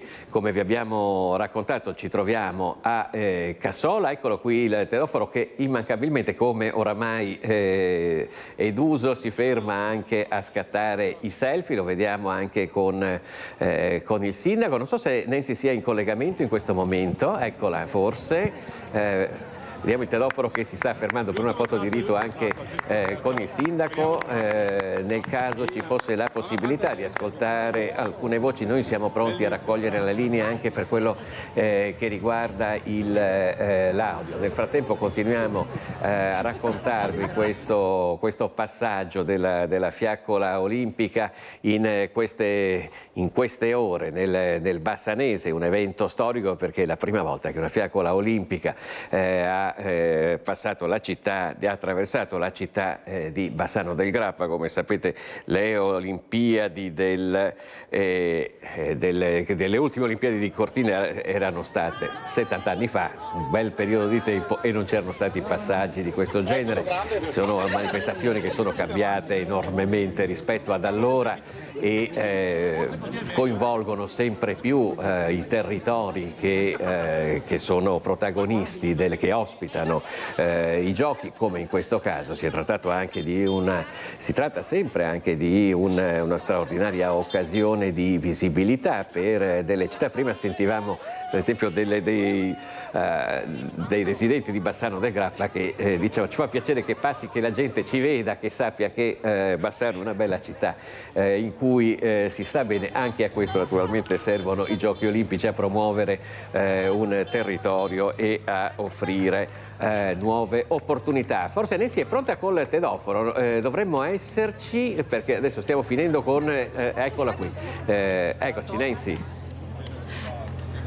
Ecco, sì, è un po' a gara a chi fa la foto prima. Ci siamo.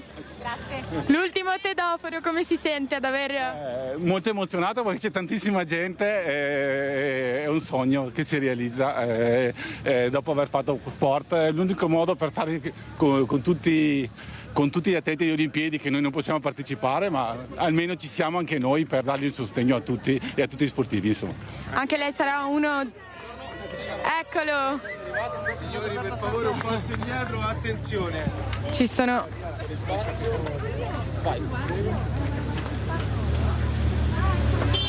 Ci sono tutti, ecco il passaggio.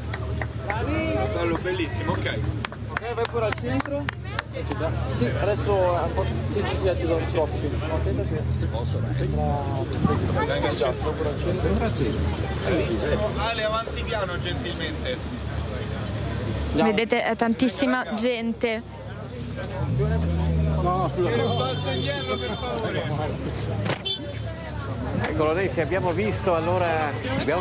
assistito in diretta, abbiamo ascoltato anche la sua voce a questo nuovo passaggio tra i vari Tedofori e la fiaccola continua, il suo lungo viaggio continuerà ad attraversare altre città del Veneto. Noi intanto ringraziamo Nancy Galdi che era in collegamento da Cassola e tiriamo un pochino le somme di questa mattinata per quello che riguarda Bassano del Grappa, perché naturalmente il lungo viaggio della fiaccola continua. Ci colleghiamo con Mirko Cavallin che è in Piazza Libertà. Mirko.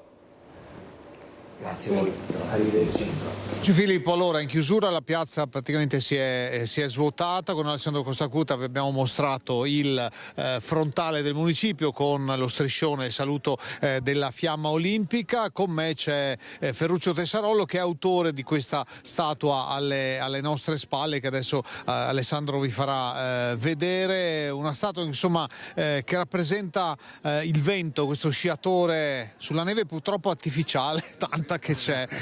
Di quando è questa statua, Ferruccio? Ma questa statua era in progettazione tanti mesi fa, quando che sulla televisione hanno detto che passerà alle Olimpiadi invernali a Bassano. Mi è venuta questa idea da fare un personaggio di sciatore slalom gigante e mi ho messo in moto.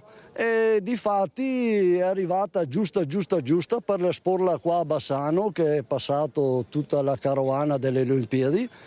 E niente, la soddisfazione di quest'opera è stata talmente tanta che non ci credo ancora, di tutte queste persone, tutte queste foto che hanno fatto e tutti questi servizi. Di che materiale è? Il materiale, la forma l'ho realizzata con una retina fina e dopo la struttura ultima è una polistirene estruso che io ricavo dai muri delle case, che facciamo i cappotti, tutti i pezzettini che porto a casa. Con la fiamma li sciolgo, li amalgamo su questa retina e tacco dar forma alla scultura. Alla fine, come vedete, c'è una buona realizzazione. E anche un buon successo, perché in tanti continuano a fotografarla. Tempi di realizzazione, quanto ci ha messo? Ma tempi di realizzazione non ho mai calcolato io i tempi di un'opera, perché il sabato, la domenica sono un personaggio che va dietro il mio atelier e là lavoro sempre. Non ho mai calcolato il tempo di un'opera, perché l'opera la vivi man mano che nasce, parli, delle volte devi anche intervenire a qualche non messa a punto, quindi devi romperla, rifarla. Non ho mai calcolato il tempo, certo che qualche mese sì. Adesso ha avuto questo momento di gloria appunto col passaggio della fiamma olimpica, e da oggi in poi dove sarà? Ma la prossima la stanno aspettando a Cortina. Non posso dire dove perché è un po' un segreto, però Cortina. A Cortina, insomma, è il trionfo massimo. Il suo pane è là. Perfetto, con questo sciatore. Grazie Ferruccio Tessarollo. E allora Cortina sarà sede di passaggio della fiamma olimpica proprio il giorno 26 gennaio in occasione dei 70 anni dell'Olimpiade precedente, 1956. La fiaccola passata a Cassola andrà verso Asolo, Montebelluna, Castelfranco, Cittadella e questa sera a Padova. Domani tra Chioggia, Strala, Riviera del Brenta, Treviso e poi Venezia. Venerdì sarà nel Veneto orientale, Musile, San Donà di Piave, Jesolo, Concordia, Portogruaro, Caorle e poi Aquileia, Ronchi dei Legionari, Monfalcone e Trieste. Sabato tappa esclusivamente friulana, Tarvisio, Gorizia, Gradisca di Sonzo, Sagrado, il Sacrario di Re di Puglia, Palmanova, Cividale del Friuli e Udine. Domenica Pordenone, Conegliano, si torna in Veneto, Vittorio Veneto, Valdobbiadene, Feltre, Trichiane, così si entra nella provincia di Belluno. Il capoluogo a chiudere domenica sera e poi appunto lunedì la tappa a Cortina, alla quale già idealmente da oggi, in attesa della cerimonia ufficiale del 5-6 febbraio a Milano con l'accensione del bracciere, quello principale, ma ce ne sarà uno anche a Cortina, ed è la prima volta che un'Olimpiade ha due braccieri in due località diverse. Attendiamo di vedere anche le gare, i tanti campioni in gara, tifiamo ovviamente per i nostri azzurri e le nostre azzurre. E allora con questo Alessandro Costacuta, ringrazio anche Vanessa Banzato con Edoardo Paris, Nancy Galdi, con Andrea Benetti e poi Monica Smiderle a supporto. Direi che da Bassano per oggi è tutto. Viva lo sport! A te Filippo. Grazie anche a Mirko Cavallini naturalmente per questa diretta che ci ha raccontato ogni istante di questo storico passaggio della fiamma olimpica per Bassano. Noi apriamo la pagina della cronaca con una buona notizia che è arrivata da poco in redazione. È stato trovato a Milano in buone condizioni Diego Baroni, il 14enne di San Giovanni Lupatoto, di cui si erano perse le tracce il 12 gennaio. Lo ha riferito il sindaco della città veronese Attilio Gastaldello. E invece una vicenda che si è conclusa tragicamente, quella di Annabella Martinelli. È arrivato l'esito dell'autopsia sul corpo della povera giovane che ha confermato il gesto estremo. L'autopsia ha messo una volta per tutte la parola fine alla tragica storia di Annabella Martinelli, la studentessa padovana trovata morta nei boschi dei Colli Ugani dopo 8 giorni di ricerche, si è tolta la vita. L'esame autoptico, infatti, svoltosi ieri mattina, ha confermato il gesto estremo ed escluso il coinvolgimento di terze persone, come fin da subito aveva ipotizzato la procura. Le motivazioni e come Annabella abbia trascorso le sue ultime ore di vita sono dettagli che ora, alla luce dell'autopsia, è giusto rimangano confinati alla sfera dei familiari che stanno affrontando il dolore più grande come la perdita di una figlia. Tutti hanno sperato in un ritorno a casa della 22enne che stava affrontando un periodo di fragilità. Non appena ci sarà il nulla osta della procura per la riconsegna della salma, la famiglia potrà organizzare i funerali. E continuiamo a parlare di un'altra problematica che riguarda il mondo giovanile. Un 17enne è stato minacciato, rapinato e vessato per mesi da un gruppo di bulli. 5 minorenni ed un maggiorenne sono stati denunciati. Le accuse pesantissime vanno dallo stalking alle minacce, percosse, violenza privata, rapina e lesioni. È accaduto nell'Asolano.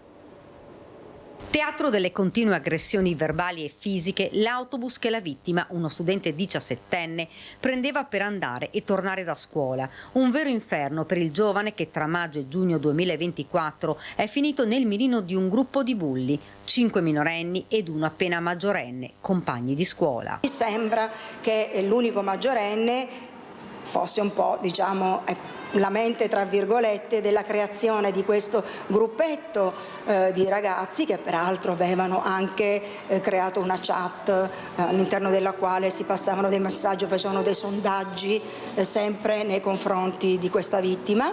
Sondaggi macabri da toni pericolosi. Cosa facciamo oggi all'Emo? Lo picchiamo, gli rubiamo i soldi o ci tagliamo tutti insieme?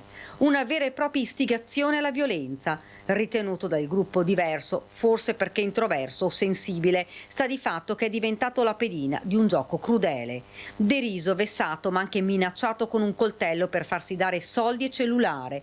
Una persecuzione costante, giorno dopo giorno. Fra gli episodi raccontati dal 17enne, quando i bulli hanno tagliato con la lama la cintura di sicurezza del bus su cui sedeva, per poi lanciargli con forza il gancio metallico contro la testa. Un vero clima di terrore. Il ragazzo per questo ha iniziato ad avere problemi psicologici. Si porta dietro ancora delle conseguenze sia dal punto di vista psicologico che con la difficoltà che si ha in questi casi poi a riprendere fiducia nei rapporti con i coetanei, e anche dal punto di vista fisico purtroppo ha delle problematiche che sono diretta conseguenza del lungo periodo in cui ha sopportato appunto queste angherie da parte di questi ragazzi. Il 17enne ha iniziato a perdere peso, faceva fatica a parlare, così si è confidato con i genitori. Immediata la denuncia ai carabinieri. La Procura dei minori di Venezia ha chiuso in questi giorni le indagini a carico dei 5 giovani trevigiani tra i 16 e i 17 anni. Devono rispondere di stalking, minacce, percosse, violenza privata, rapine e lesioni. Mentre per il sesto componente della banda, il maggiorenne, la Procura di Treviso deve ancora notificare la chiusura delle indagini. Vicende come queste, spiega l'avvocato Nava, non possono essere risolte solo con aspetti di natura processuale. Quello che è importante è che vengano poste in essere nei contesti in cui i ragazzi vivono e si confrontano dei programmi socializzanti o comunque dei percorsi anche all'interno delle scuole dove si possa avere un centro di ascolto da parte di soggetti che sono qualificati come i psicologi, quindi non si può lasciare neanche agli insegnanti questo compito molto arduo, ma occorre che ci sia una sinergia tra famiglia, scuola e contesti sociali. E allora ci spostiamo in diretta con Christian Arboit che si trova per noi assieme a Nicoletta Rizzetto a Casier, una località sotto shock per una morte improvvisa di una giovane che frequentava una palestra. A te la linea, Christian.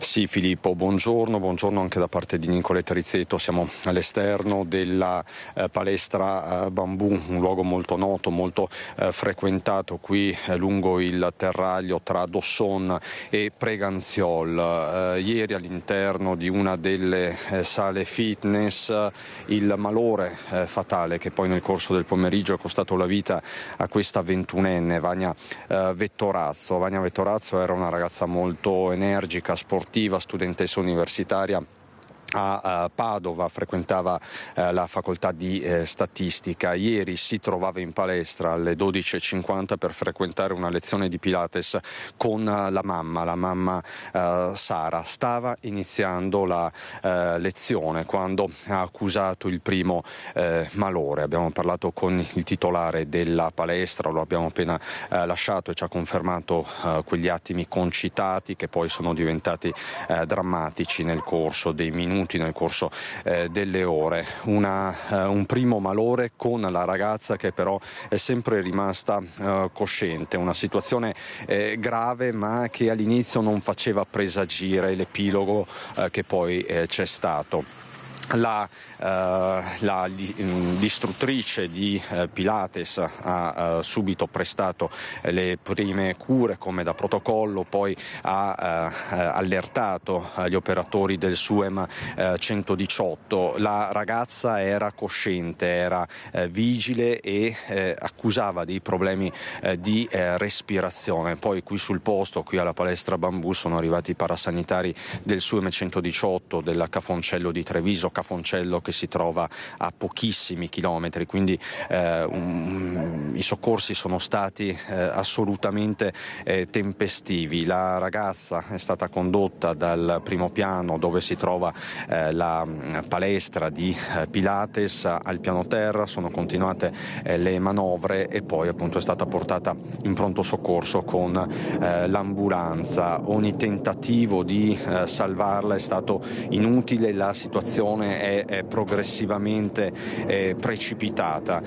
La mamma appunto era con lei, ha vissuto questi momenti di apprensione, di angoscia, di concitazione. Poi all'ospedale la mamma Vania sono state raggiunte dal papà Francesco e dal fratello Matteo, che fra poco sentirete. In questi minuti i sanitari del Cafoncello stanno valutando l'opportunità di svolgere un'autopsia per capire che cosa sia successo, perché chiaramente la morte di una 21enne fa emergere tantissimi interrogativi. Di certo, così ce l'hanno descritta tutti, Vania era una sportiva, una ragazza energica. Da qualche mese aveva cominciato anche a lavorare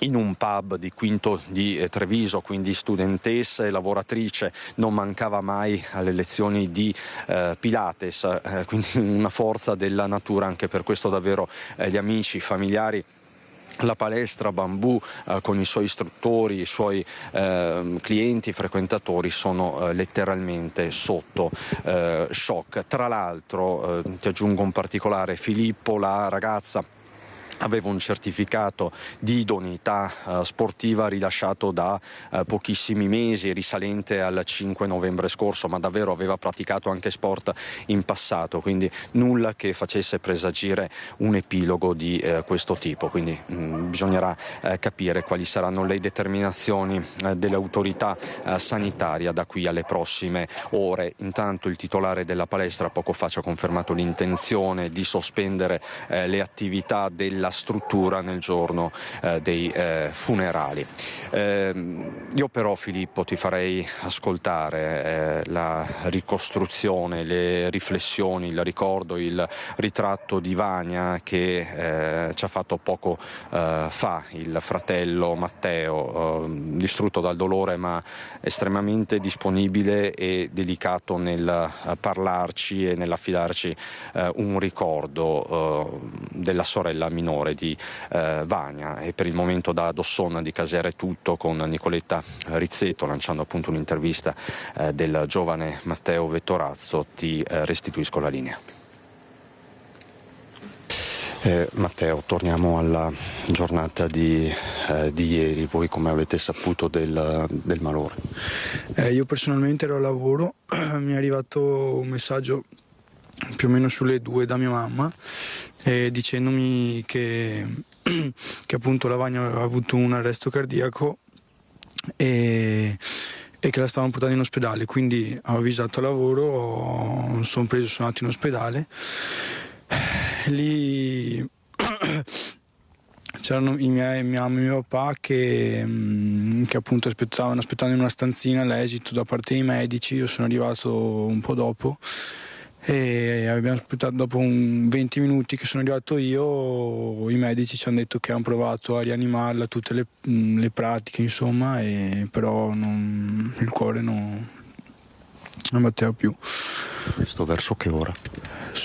Verso le 3 più o meno, un po' dopo le 3 circa. I tentativi di rianimazione sono andati avanti 2 ore circa? Più o meno sì, sì, perché è successo attorno all'1 e e sì, ce l'hanno detto sì, un po' dopo le 3, quindi più o meno sì, 2 ore suppongo. Vania si stava allenando come sempre, faceva Pilates. Pilates come ogni settimana, insomma solito come ogni settimana, routine normalissima. Ce la descrivono tutti come una ragazza molto solare, energica e attiva. Sì, assolutamente, sempre col sorriso e veramente non ho parole. E adesso voi ecco, che spiegazioni vi date? Che cosa? Nessuna spiegazione, abbiamo sentito, i medici ci hanno detto che può essere embolia polmonare dovuta alla pillola, però adesso fanno l'autopsia per capire meglio le dinamiche, insomma, e anche se personalmente l'esito è giusto per informazione, perché se in un modo o in un altro comunque il risultato siamo qua e basta. Diciamo che non ve la restituisce? No, per niente. 2 pazienti fragili tolti dall'elenco del loro medico di base, l'ex ministra Cécile Kyenge, e l'ULSS apre un'indagine. Accade a Padova e ci racconta tutto Chiara Gaiani in collegamento, in diretta con la collaborazione tecnica di Sandro Ponchio. Buongiorno Chiara. Sì, buongiorno Filippo, buongiorno a tutti i telespettatori. Come dicevi, 2 pazienti fragili di 88 e di 86 anni che si sono ritrovati praticamente all'improvviso senza il medico di famiglia. La dottoressa Kyenge, che è stata loro medico di famiglia per 2 anni, ha detto loro di aver raggiunto il numero più alto possibile per lei di pazienti fragili da seguire e quindi di essersi vista costretta a rinunciare, anche perché ha raggiunto anche il massimale di pazienti che sta seguendo. Ecco, è una vicenda che comunque ha lasciato davvero con l'amaro in bocca la famiglia, questi 2 coniugi che hanno pensato di renderla pubblica, su cui l'ULSS 6 ha aperto un'indagine e su cui noi cercheremo ovviamente anche di andare più a fondo. Abbiamo già provato a sentire la dottoressa Kyenge, ha provato a contattarla la collega Valentina Visentin, però ha preferito la dottoressa non rilasciare nessuna dichiarazione. Vi dicevamo appunto dell'indagine aperta dall'ULSS, che ci ha confermato che per i medici di medicina generale esiste un numero massimo di pazienti che possono essere seguiti, ma non un numero massimo di pazienti fragili. Questo quindi lascia aperto qualche dubbio. È una vicenda che continueremo a seguire, speriamo nelle edizioni di questa sera di riuscire anche a proporvi la testimonianza della coppia di pazienti fragili che si sono ritrovati, che in questo momento sono senza medico di medicina generale. Direi che per ora è tutto. Ringrazio Sandro Ponchio per la collaborazione tecnica e ti restituisco la linea. Grazie a Chiara Gaiani in collegamento in diretta da Padova. Noi continuiamo a parlare di tematiche legate al mondo giovanile, tra tanti problemi che purtroppo affliggono oggi i ragazzi. Il presidente della regione Alberto Stefani ha lanciato proprio un consiglio regionale dei ragazzi, ma da Treviso ha parlato anche di metal detector nelle scuole, forze dell'ordine sugli autobus e imputabilità dei minorenni, tutti temi di strettissima attualità. Sono ragazzi straordinari e penso che ci sia bisogno di confrontarsi spesso con questi ragazzi, perché troppo spesso c'è una narrazione sbagliata sui giovani. Sembra che tutti i giovani siano dei criminali. Il 99% dei giovani sono ragazzi che studiano, che magari si adoperano al mondo del lavoro. Il presidente della regione Alberto Stefani a tu per tu con gli studenti del liceo Canova di Treviso, che lo hanno invitato a un confronto. La cronaca che racconta di bulli e violenti riguarda una minima percentuale di ragazzi, dice. I liceali trevigiani, un'ottantina, lo incalzano sulla sua esperienza di studente e politico. Fra l'altro una persona molto giovane, quindi vicina ai nostri ragazzi, appunto, che poteva dare molti spunti e molti stimoli, insomma, per darsi da fare concretamente. Stefani da Treviso ha lanciato il Consiglio regionale dei ragazzi, un paio d'ore dopo il comunicato del consigliere regionale di Fratelli d'Italia Enoch Soranzo, esattamente sullo stesso tema, e il dubbio che i meloniani l'abbiano diffuso per attribuirsi la paternità modernità dell'idea prima che lo facesse il presidente è più che legittimo. Stefani tuttavia tira dritto. È un'iniziativa che mira a garantire una partecipazione giovanile a partire dalle scuole e quindi dare la possibilità a un consiglio regionale dei ragazzi di poter lanciare proposte, idee, iniziative che poi vengono eventualmente accolte anche nel consiglio regionale a tutti gli effetti. Ma c'è da fare i conti anche con quello che di male succede nelle scuole, su bus e corriere, episodi violenti, coltelli. Se sugli autobus scolastici il presidente propone di far salire forze dell'ordine e membri delle associazioni d'arma, il tema metal detector lo trova d'accordo, abbinandolo però alla prevenzione. Credo che garantire una maggiore sicurezza all'interno delle scuole possa essere una strada, soprattutto mappando magari gli istituti dove potrebbe annidarsi un maggiore rischio da questo punto di vista. Poi ovviamente nel rispetto dell'autonomia della dirigenza scolastica credo che sia importante fare la nostra parte, quindi lo faremo anche da un punto di vista di sensibilizzazione e di politiche giovanili. Ribadisce la volontà di istituire lo psicologo di base Stefani, che d'altro canto in tema di repressione è favorevole all'abbassamento dell'età di imputabilità dei minori. Io penso che una valutazione si debba in ogni caso fare, poi non è questo lo strumento che pone fine a questo fenomeno. Penso che però la criminalità minorile, visto che è in forte aumento, vadano offerte delle soluzioni concrete, non solo rieducazione ma soprattutto anche controllo e monitoraggio di questi soggetti. Troppo spesso nella fase di custodia cautelare o nella fase di esecuzione della pena questi soggetti mettono in pericolo altre persone. Non dobbiamo permettere tutto questo. Assolto dal Tribunale di Padova perché il fatto non costituisce reato. Dopo 3 anni si chiude il processo a carico di un ex consigliere comunale alla guida di un veicolo che investì e uccise un tabaccaio a Piazzagola sul Brenta. La tragedia era avvenuta il 14 gennaio 2023. Giorgio Grassetti, 77 anni, aveva appena chiuso la sua tabaccheria di Via Rolando a Piazzola sul Brenta quando era stato investito dall'auto guidata da Massimo Biasio, allora consigliere comunale. Per il 77enne non c'era stato nulla da fare nonostante i soccorsi, chiamati dallo stesso Biasio, giunti sul posto in modo tempestivo.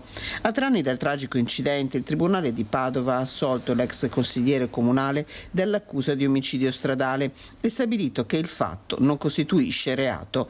Una soluzione che, nonostante il grande dolore, l'ex consigliere comunale, che ha sempre sostenuto che la sua condotta era stata regolare, ha accolto con soddisfazione.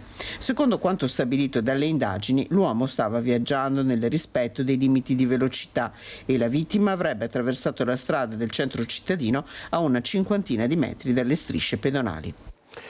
Ed ora parliamo dell'omicidio di Sergio Tarna, il giovane che è stato freddato alla vigilia di Capodanno, il cui corpo poi è stato ritrovato in un campo incolto di Mira. E noi siamo in collegamento con Ilaria Marchiori, che si trova a Mestre in compagnia del legale di Andrea Vescovo, che è il secondo arrestato, indagato per questo omicidio, e l'avvocato Fabio Crea. Ma Ilaria, raccontaci tu quali sono gli ultimi sviluppi.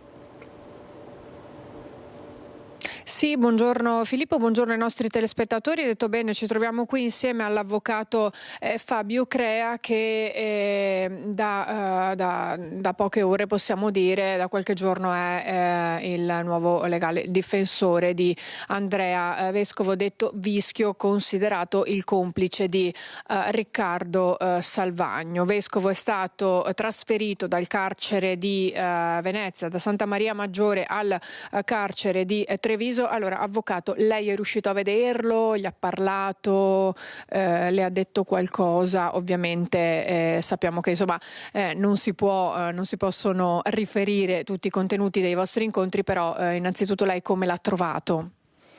Ma l'ho trovato ben presente, l'ho trovato partecipativo, molto convinto del fatto che è necessaria anche la sua collaborazione nei miei confronti per riuscire a recuperare tutto ciò che è nei suoi ricordi relativamente ai fatti di quel giorno, innanzitutto, che sono quelli più importanti, per cui ci siamo già visti 2 volte e stiamo predisponendo un memoriale non da depositare ma a uso interno, diciamo così, per confrontarlo con quelli che sono gli atti del fascicolo del pubblico ministero, gli atti cautelari che ho acquisito nella giornata di ieri. Questo per fare assoluta chiarezza rispetto a quello che è il fatto avvenuto quel giorno, vista la partecipazione di 2 persone.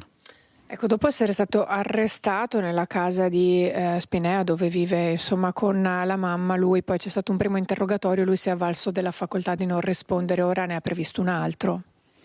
Ma sicuramente, viste le circostanze, è necessario che venga rappresentata quella che è il suo racconto, che per quanto io ho potuto verificare è assolutamente credibile e fedele rispetto agli atti, quei pochi atti che al momento ho potuto approfondire, gli atti del fascicolo, e quindi ritengo che sarà un contributo molto importante, e quindi ci siamo già parlati con il pubblico ministero per espletare un interrogatorio a breve.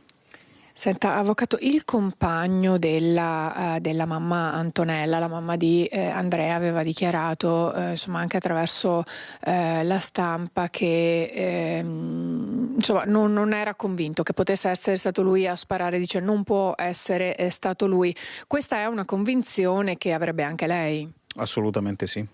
Assolutamente sì, ovviamente non riporto quelli che sono gli argomenti e i dialoghi, il colloquio che ho avuto con il mio assistito, però ci sono molti elementi già emergenti dal fascicolo che fanno presupporre forti dubbi sulla circostanza di un'azione diretta da parte del vescovo, quindi concordo con quello che era stato dichiarato dai familiari del ragazzo. Lui non ha più visto né sentito la mamma Antonella? Riuscirete ad organizzare un incontro, riuscirà a parlarle? Ma guardi, proprio questa mattina ho chiesto al pubblico ministero se vi fossero ragioni ostative ai colloqui con i familiari, perché da quello che mi è stato detto dal ragazzo non ha visto i familiari dal momento dell'arresto, quindi volevo capire se vi sono ragioni di natura istruttoria, di indagine, quindi cautele probatorie. Non credo che sia questo il caso, e quindi verificherò con il pubblico ministero questa disponibilità, perché ovviamente ci tiene a poter avere un contatto con i familiari, visto che ormai siamo alla soglia dei 10 giorni dal momento dell'arresto. Io ringrazio l'avvocato Crea, qui da Mestre è tutto, restituisco la linea allo studio. Grazie Ilaria Marchiori, in collegamento in diretta da Mestre. Tragedia in Viale Fiume a Vicenza, e un ciclista di 62 anni ha perso la vita investito da un mezzo pesante.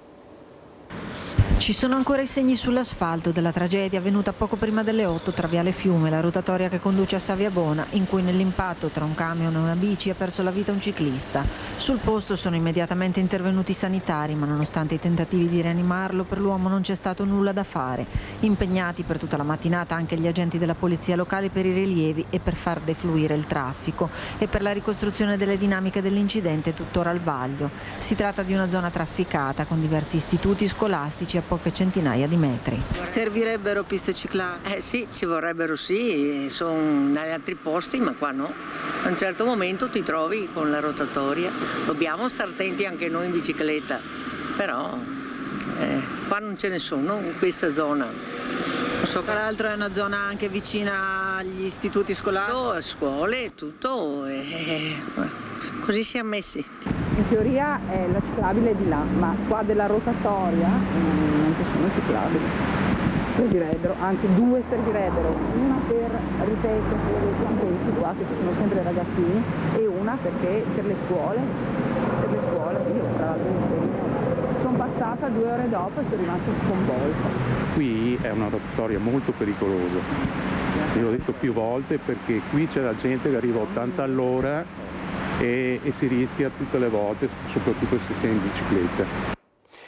Ed è rimasta coinvolta in un grave incidente stradale la sindaca di Fontanelle, Maurina Sessolo. È avvenuto domenica sera mentre rientrava da Trento dopo aver arbitrato una partita di pallavolo. Fortunatamente non è in pericolo di vita. A lei la solidarietà dei colleghi sindaci e dei suoi concittadini. Non è in pericolo di vita, ma è rimasta vittima di un incidente gravissimo. La sindaca di Fontanelle, Maurina Sessolo, 52 anni, coinvolta in un grave scontro frontale avvenuto domenica 18 gennaio sulla statale Valsugana. Sull'altro veicolo un ragazzo di 21 anni. Lo schianto poco dopo le 19 in località San Cristoforo al Lago. Sul posto 2 ambulanze, un'auto medica, i vigili del fuoco di Pergine Valsugana, Caldonazzo e Levico, insieme alle forze dell'ordine, a testimonianza della gravità del sinistro. Fortunatamente la donna dovrebbe riuscire a cavarsela con lesioni di media gravità. Il sindaco di Treviso e presidente di ANCI Veneto, Mario Conte, ha espresso solidarietà alla sindaca da parte di tutti i sindaci del Veneto. Abbiamo voluto portare l'affetto e la vicinanza da parte di tutti i colleghi del Veneto, perché siamo una grande squadra e quindi quando uno di noi subisce un incidente o succede qualcosa di grave ci piace stringerci attorno, è quello che stiamo facendo proprio con la collega, augurando ovviamente pronta guarigione. Solidarietà anche da parte del presidente della provincia uscente, Stefano Marcon. Gravi incidenti come questo, ha scritto, lasciano sempre interdetti e senza parole, riaccendendo ogni volta in noi la consapevolezza che basta davvero un istante per cambiare tutto.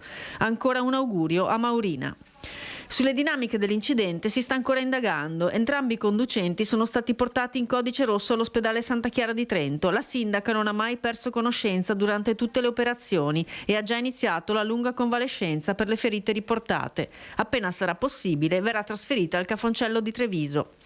La donna stava rientrando a casa da Trento, dove aveva arbitrato la partita di Superlega maschile tra il Trentino Volley e l'Allianz Milano. La sindaca è infatti arbitro di pallavolo dal 1990. Grande affetto sta dimostrando anche la comunità di Fontanelle, dove la sindaca era attesa alla festa della polizia locale. Colgo l'occasione di augurare quanto prima la guarigione della nostra signora sindaca Maurina Sessolo, la quale questa sera l'aspettavamo con grande gioia alla nostra festa dei vigili urbani, comunque sarà nel nostro cuore. Ora vi raccontiamo la storia di un pasticcere di Marghera che è stato rapinato in pieno centro, un fatto che ha riacceso le problematiche legate alla sicurezza a Marghera. Il ritorno alle 2:30 del mattino da lavoro, la strada da Piazzale Roma a Marghera con i mezzi pubblici. Lì, in quel frangente, nella piccola passeggiata verso casa la rapina al pasticcere. Prima un ragazzo in bicicletta che gli taglia la strada, poi l'altro che è arrivatogli alle spalle con destrezza. Gli ha rubato il cellulare dalla tasca del giubbotto. Un racconto affidato anche ai social, oltre la denuncia al 112, quello del pasticcere che invita a fare sempre più attenzione. Un fatto che non ha lasciato indifferenti le associazioni che da anni lamentano di un degrado crescente nella periferia di Venezia, Marghera tra tutte. Quando è già all'imbrunire, essendo che quegli autoctoni hanno anche una certa età, niente, se ne stanno a casa e preferiscono rimanere in sicurezza tra le mura di casa piuttosto che vivere la socialità. Di sera rimango a casa perché proprio no, forse di sera ci penserei, ecco. Se fosse anche di giorno sarebbe grave, ma insomma tutto sommato qua non possiamo dire che di giorno non si può camminare tranquillamente. Allora, intanto ho messo su un mezzo pirata e quindi non vorrei niente. Io alla sera evito. Diciamo come comincia a venire il buio. Preferisco essere a casa. La gente ha paura. Abbiamo scoperto come pagina, per esempio pochi mesi fa, che stazionavano dei pickpocket e noi pensavamo fossero dei senza tetto, ma poi controllando i visi, i volti sui social ci siamo accorti che erano qui a Marghera. Mancanza di spazi di socialità che non siano dei bar, una città sempre meno popolata e sempre più anziana. Giovani che cresciuti a Marghera scelgono di andare a vivere altrove. L'unica soluzione alla violenza, allo spaccio, al degrado pare essere quella della presenza di presidi. Chiedere un maggior controllo, un controllo, perché finora non lo vediamo, un controllo del territorio da parte delle forze dell'ordine. Li vogliamo vedere in strada, vogliamo i numeri e non l'esercito. Da Marghera a Mestre, dove invece ad essere stato preso di mira dai malviventi è stato un centro diurno che ospita disabili. I ladri sono arrivati in bicicletta e poi probabilmente hanno caricato tutto quello che hanno trovato sul furgone di un complice. Hanno rubato tutto, 2 computer, il televisore, le casse per ascoltare la musica, i soldi raccolti ai mercatini vendendo gli oggetti creati dai 14 ospiti disabili e poi vestiti, cibo, medicine e detersivi, completamente svuotato dai ladri, il centro diurno Amici Insieme di Via Costa a Mestre, che ospita adulti disabili in convenzione con l'ULSS e il Comune da ben 36 anni. Al nostro arrivo qui al centro abbiamo trovato tutto messo a soqquadro, sono entrati i ladri dalla porta del giardino posteriore e hanno lasciato appunto il disastro, nel senso che ogni cassetto, ogni mobile era svuotato. Aprire la porta e trovare tutto sottosopra è stato un duro colpo. È stato un impatto forte, anche perché ieri mattina quando siamo arrivati sono arrivati anche i nostri ragazzi e hanno visto arrivare le forze dell'ordine e sono rimasti colpiti, spaventati. Non è la prima volta che accade, già 8 i furti in passato, ma da alcuni anni non accadeva più. Nelle ultime settimane la zona è stata presa di mira dai malviventi nuovamente. L'ultimo colpo alla scuola materna Madonna Pellegrina, lì a fianco, pochi giorni fa. Sul posto la polizia per i rilievi. Purtroppo il sistema d'allarme aveva un problema, ma da oggi è di nuovo pienamente funzionante. Hanno svuotato tutta la dispensa, quindi i biscotti, tutto quello, lo zucchero, il caffè, hanno svuotato il frigorifero, hanno tolto via e gettato a terra tutto il contenuto degli armadietti dei nostri ragazzi, hanno portato via le sacche con le scarpe da ginnastica. E così le educatrici hanno dovuto sospendere l'attività e mandare a casa gli ospiti, ma con grande forza d'animo hanno poi sanificato e rimesso in ordine per ridare agli ospiti i loro spazi al più presto. Per loro questa è una seconda famiglia. Abbiamo cercato comunque di comunicare una serenità e una sicurezza, e loro hanno ritrovato comunque il loro ambiente in ordine. Nel Trevigiano invece il parroco di Castagnole di Paese è dovuto correre ai ripari dopo il raid di furti avvenuti nella frazione nei giorni scorsi. La chiesa sarà chiusa per un paio d'ore durante il pomeriggio.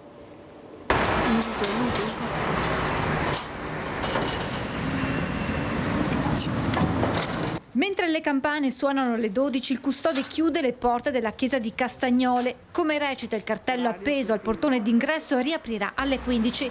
La sofferta decisione presa dal parroco Don Michele Secco dopo l'escalation di furti che ha interessato la frazione di Paese negli ultimi giorni.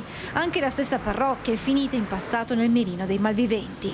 Siamo arrivati all'assurdo ormai, che una chiesa deve essere chiusa all'accesso ai nostri concittadini per queste problematiche qua. Trovo che siano veramente una cosa che noi non avevamo mai visto. D'altra parte il parroco stesso mi dice che dopo 3, 4, 5 tentativi di furto, alcuni andati anche in porto, non possiamo assolutamente registrare continuamente questo tipo di vandalismo.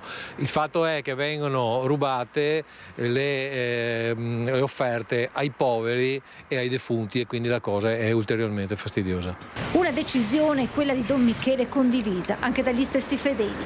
E va bene così, perché sono tanti furti in giro, tanti delinquenti. In questo periodo i furti sì, ce ne sono stati molti e sì, la gente ha questa sensazione di paura sicuramente. Il parroco la chiude perché è stato comunque vittima più di una volta di qualche furto, e la gente è un po' dispiaciuta perché magari potrebbe andare un po' più spesso, e anche le cassette dell'Advar anche da noi sono state portate via. E certo, se che si ladri bisogna... Che ha fatto bene a chiudere. È un dispiacere darla vinta magari alle persone che purtroppo fanno queste cose qua, chiudendo un po' la comunità, ecco, mi dispiace. Negli ultimi giorni Castagnole è stata bersagliata dai ladri entrati in azione mentre i proprietari erano in casa, lasciando danni e una forte preoccupazione. Noi come comune abbiamo fatto tutto il possibile, spiega il vice sindaco, anche sul fronte controlli più di così non si può fare. Non possiamo militarizzare il territorio, quelli che abbiamo sono già sufficientemente impegnati, sono bravissimi, controllano il territorio. Noi dobbiamo avere la certezza della pena e dovremmo avere la certezza che la proprietà privata è sacra. Quindi chi viola la proprietà privata deve essere punito in maniera esemplare. Noi ci fermiamo per un istante e ci rivediamo tra pochissimo, sempre in diretta con Focus TG.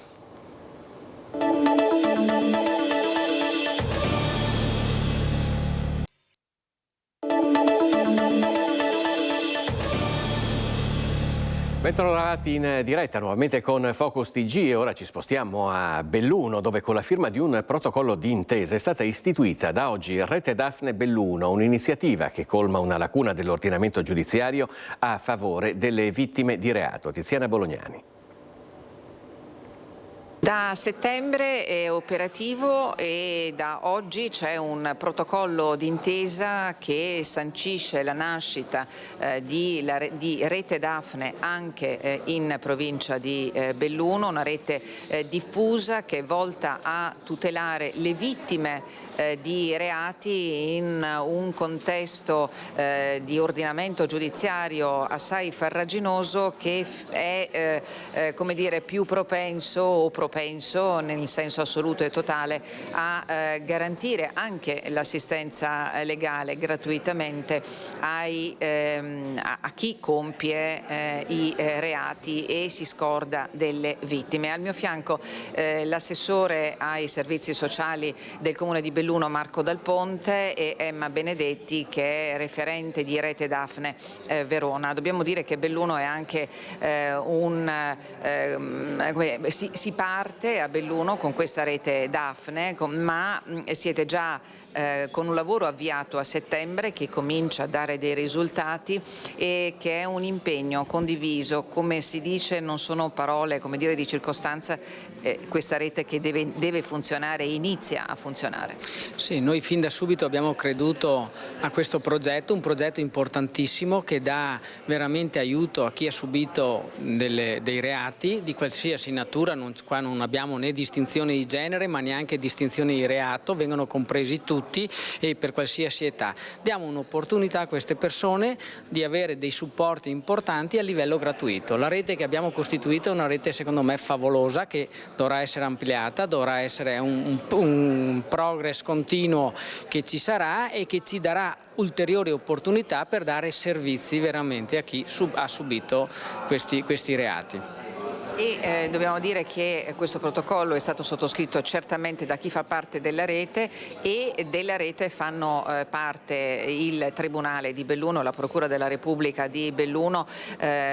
In sala consiglio oggi c'erano anche la Presidente del Tribunale Ferrari e il Capo della Procura De Bortoli, che hanno parlato della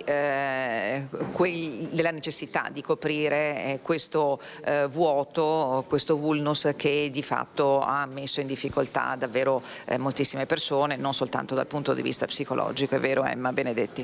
Sì, perché cosa succede quando qualcuno subisce un reato, va a fare la denuncia, se poi parte il processo questa persona viene chiamata come testimone. Viene chiamata come testimone magari 1 o 2 anni dopo i fatti accaduti, quindi magari questa persona ha già fatto un percorso personale, ha già messo da parte un'esperienza traumatica e poi si trova a doverla ripercorrere, si parla di vittimizzazione secondaria. E cosa fa la Rete Daphne attraverso i suoi servizi? Normalmente incontra le persone che hanno subito il reato nell'immediatezza del fatto, le accoglie, le ascolta, capisce insieme alla persona qual è il vulnus, qual è la vulnerabilità, di cosa la persona ha bisogno. Se ha bisogno di un'informazione sui diritti, la Rete Daphne mette a disposizione avvocati, penalisti che la informano su quello che potrà accadere. Se invece ha più la necessità di andare ad essere aiutata, ad essere supportata rispetto al trauma, la rabbia, la vergogna, l'ansia, che il reato le ha causato, verrà invece quindi accompagnata da dei professionisti, psicologi e psicoterapeuti, messi a disposizione sempre gratuitamente dalla rete Daphne Belluno. Ecco, c'è già un luogo fisico che è stato individuato, che è l'Urban Hub, proprio a pochi passi da Piazza dei Martiri. C'è un numero di telefono a cui potersi rivolgere, naturalmente la disponibilità degli uffici comunali, insomma un work in progress per dare una mano alle vittime di reati. Si è parlato principalmente di codice rosso, di truffe agli anziani, e tutto sommato si deve coprire quello che è il vuoto rispetto alle vulnerabilità in senso più generale. Grazie Tiziana Bolognani da Belluno. La Corte d'Assise di Vicenza ha respinto la richiesta di rito abbreviato dei genitori a processo per la morte del figlio di tumore cui avrebbero ritardato le cure. È stata respinta dalla Corte d'Assise di Vicenza la richiesta di rito abbreviato avanzata da Luigi Gianello e Martina Binotto, i genitori di Costabrizzare imputati di omicidio con dolo eventuale per la morte del figlio 14enne Francesco. Secondo l'accusa avrebbero ritardato l'avvio delle cure oncologiche, contribuendo in modo determinante al decesso del ragazzo avvenuto all'ospedale San Bortolo, e questo per aver cercato di seguire nella prima fase le indicazioni di un medico e di 2 terapisti che seguivano la dottrina Hammer, circostanza che mamma e papà, difesi dagli avvocati Jacopo e Lino Roetta, respingono con forza. I 2 oggi erano presenti in aula all'apertura dell'assise. Il collegio ha disposto l'acquisizione degli atti di indagine e dei documenti della Procura dei minori di Venezia, che in passato aveva aperto un procedimento per la sospensione della potestà genitoriale dopo la segnalazione del caso. Ha acquisito anche un supplemento di indagine depositato dalla Procura relativo ad alcune telefonate intercorse dopo la chiusura delle indagini preliminari. La Corte ha inoltre deciso di non ascoltare i testimoni indicati. Nel dibattimento verranno invece sentiti i consulenti tecnici dell'accusa e della difesa, oltre alla madre del ragazzo. Il processo ora entra nella fase centrale, con un confronto che si annuncia complesso tra valutazioni mediche, scelte familiari e responsabilità penali. E allora voltiamo pagina, vi raccontiamo lo straordinario successo che sta avendo un film che è stato scritto e diretto da un regista vicentino, Ulisse Lendaro. Il film documentario si intitola La Santa di Brooklyn. Noi siamo proprio in diretta con Ulisse Lendaro. Buongiorno intanto. Ciao, buongiorno e grazie per avermi invitato. Grazie Lendaro. E tra l'altro io vorrei dire, prima di dire qualsiasi cosa su questo film, quando abbiamo detto di straordinario successo internazionale, La Santa di Brooklyn ha ottenuto riconoscimenti come miglior documentario. Leggo una lista che è veramente straordinaria: al Coney Island Film Festival e all'International Filmmaker Festival di New York, al Paris Film Awards, al Berlin Indie Film Festival, al Florence Film Festival, al Ponza Film Festival e al Cine Paris Film Festival. Ha ricevuto una menzione speciale della giuria al Religion Today Film Festival di Trento, per cui insomma andiamo dagli Stati Uniti alla Francia, alla Germania, alla nostra Italia, e tutti hanno riconosciuto il valore di questa sua opera, che non è tra l'altro la prima a riscuotere un consenso così ampio. Di cosa parla La Santa di Brooklyn? La Santa di Brooklyn parla della storia di Chiara, che è una giovane insegnante italo-americana che vive in un quartiere appunto italo-americano di Brooklyn che si chiama Bensonhurst e che insegna in una scuola superiore di Brooklyn, e che è al tempo stesso una giovane promessa del pugilato professionista. Chiara, che ha 30 anni, ha subito una carriera, come dire, fulminante nel suo sport, nel senso che i primi match li vince tutti da professionista.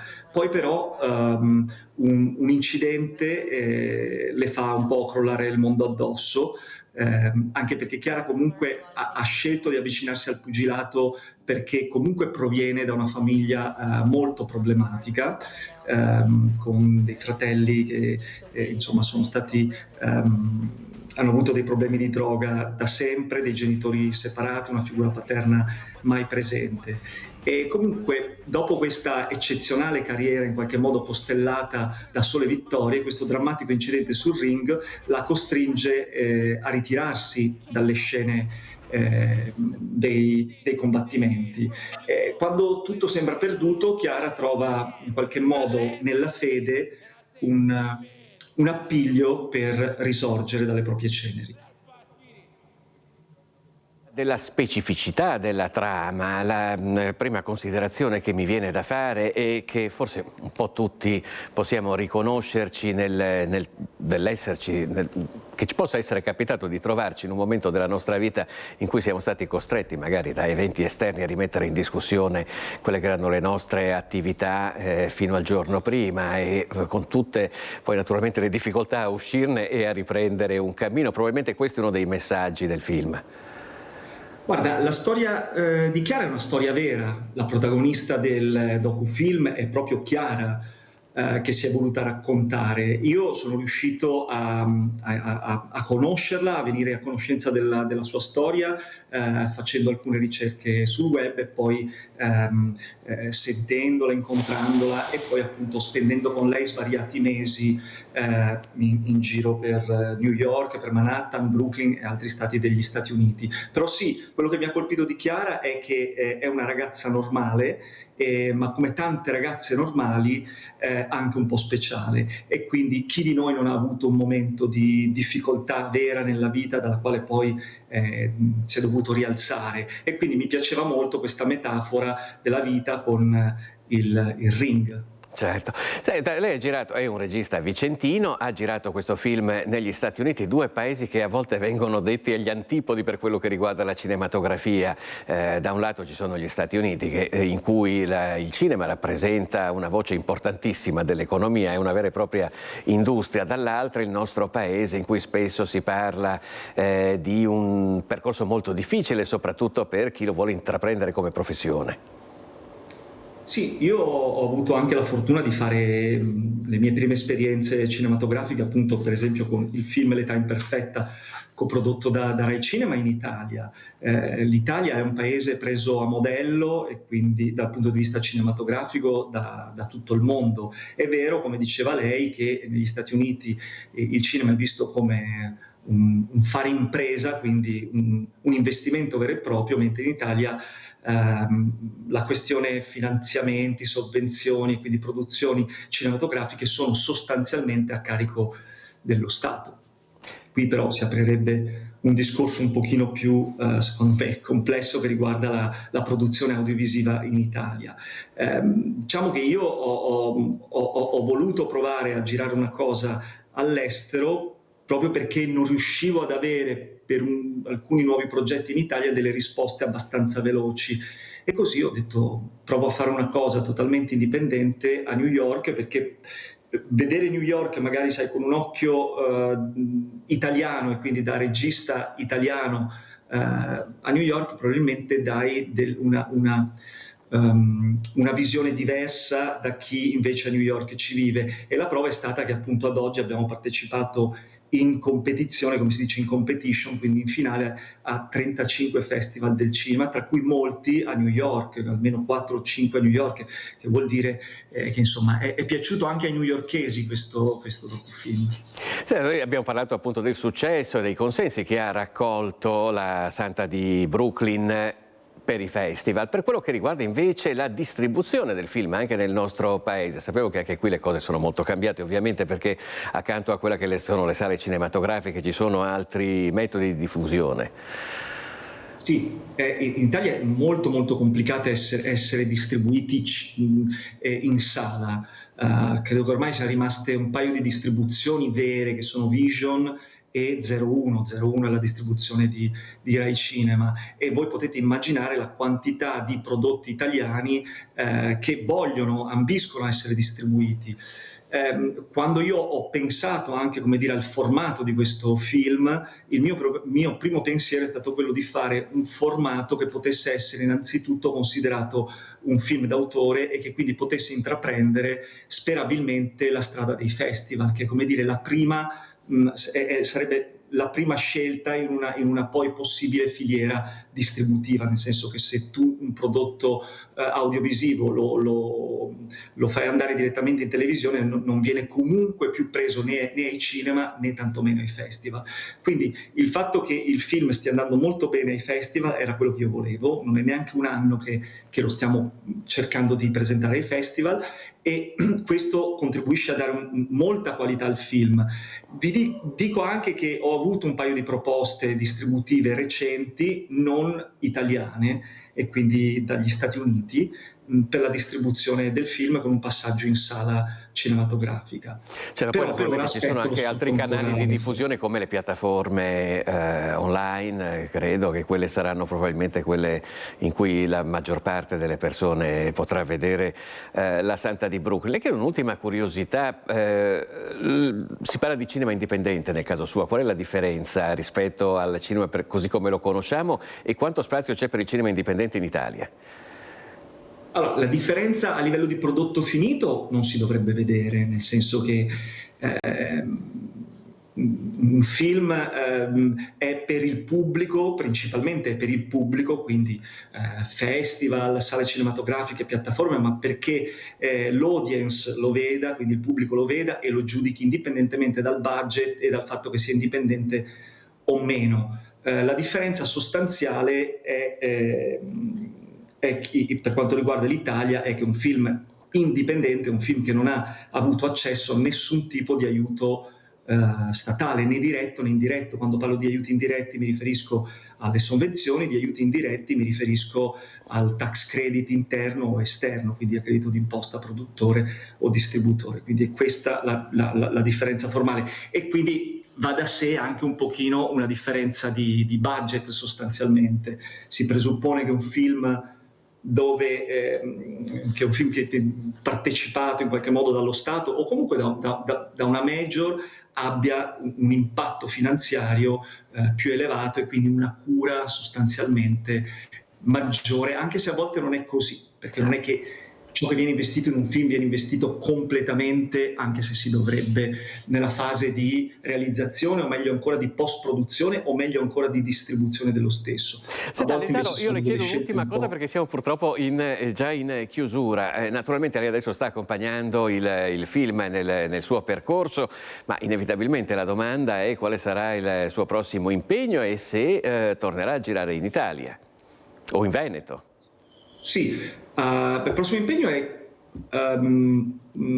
sto scrivendo assieme a Gabriele Parodi un nuovo film, un nuovo docufilm ambientato ad Harlem, quindi un quartiere di New York un po' difficile, che parlerà di teatro, di come una compagnia di Harlem che si chiama Classical Harlem, una compagnia molto conosciuta ad Harlem che esiste da tantissimi anni, sta mettendo in scena un Otello, e quindi portare un Otello teatrale in una versione cinematografica calata nel quartiere di Harlem. Tornerò a girare in Italia, sì, sicuramente, adesso però mi faccio quest'altra esperienza. Grazie Ulisse Lendaro, lo ricordiamo, La Santa di Brooklyn, un film ideato e diretto da Ulisse Lendaro, che è un regista vicentino che sta avendo un grosso successo nei festival di mezzo mondo. Bocca al lupo allora per tutto, e anche grazie per tenere alto, diciamo, l'onore del cinema italiano negli Stati Uniti. Grazie a voi e grazie a tutti e buon pranzo. In bocca al lupo di nuovo, grazie. Noi ci fermiamo per un istante e ci rivediamo tra pochissimo.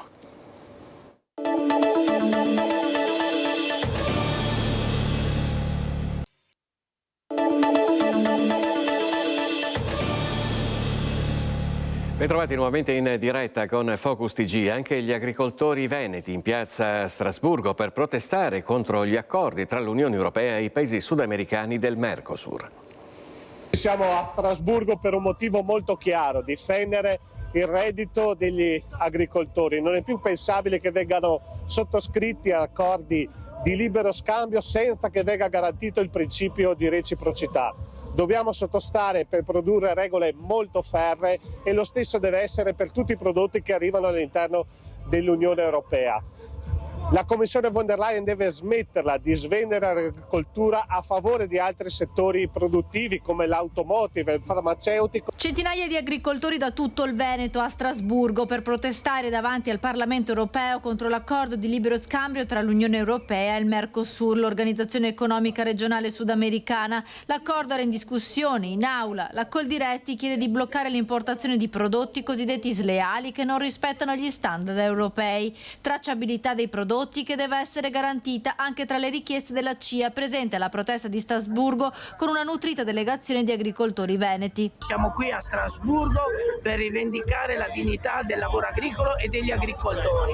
Siamo qui per dire che il Mercosur così com'è non va bene, deve esserci la reciprocità, non possiamo importare prodotti primari a costi di produzione inferiori rispetto a quelli a cui noi siamo sottoposti per i vincoli corretti ambientali, di tutela del lavoro e anche dei costi che noi dobbiamo affrontare ogni giorno. Oltre 1000 i trattori arrivati a Strasburgo dall'Italia, trattori che si vedranno in piazza anche sabato a Padova, dove si sono dati appuntamento prima per un presidio all'ex foro boario di Corso Australia e poi per un corteo che nel primo pomeriggio dovrebbe raggiungere Prato della Valle. La manifestazione è stata organizzata da una sigla indipendente di agricoltori, non vedrà la partecipazione di CIA e Coldiretti.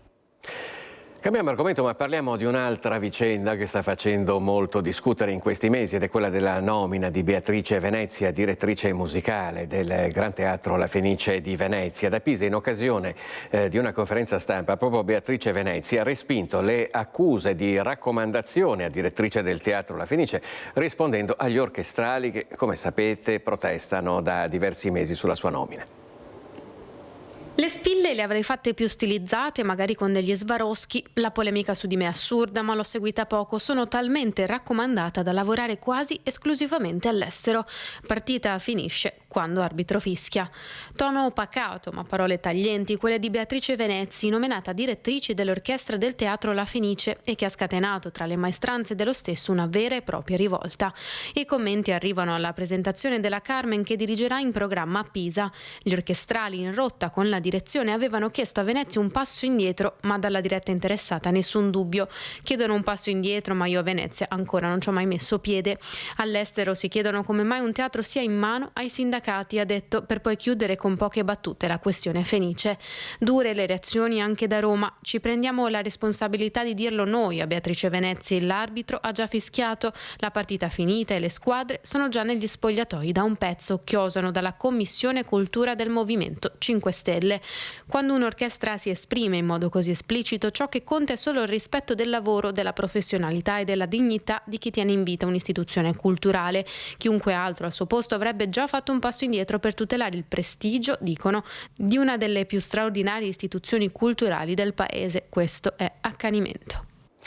Si conclude con questo servizio l'edizione di Focus TG di oggi, che abbiamo aperto tra l'altro in straordinaria per raccontarvi in diretta tutti i passaggi della fiaccola olimpica a Bassano del Grappa. Vi ricordo i prossimi appuntamenti con l'informazione di Rete Veneta a partire dalle 18:50 con il telegiornale di Bassano, a seguire il telegiornale di Vicenza e poi naturalmente l'appuntamento attorno alle 21:15 con il nostro talk show Focus. Grazie per averci seguito e buon proseguimento di giornata.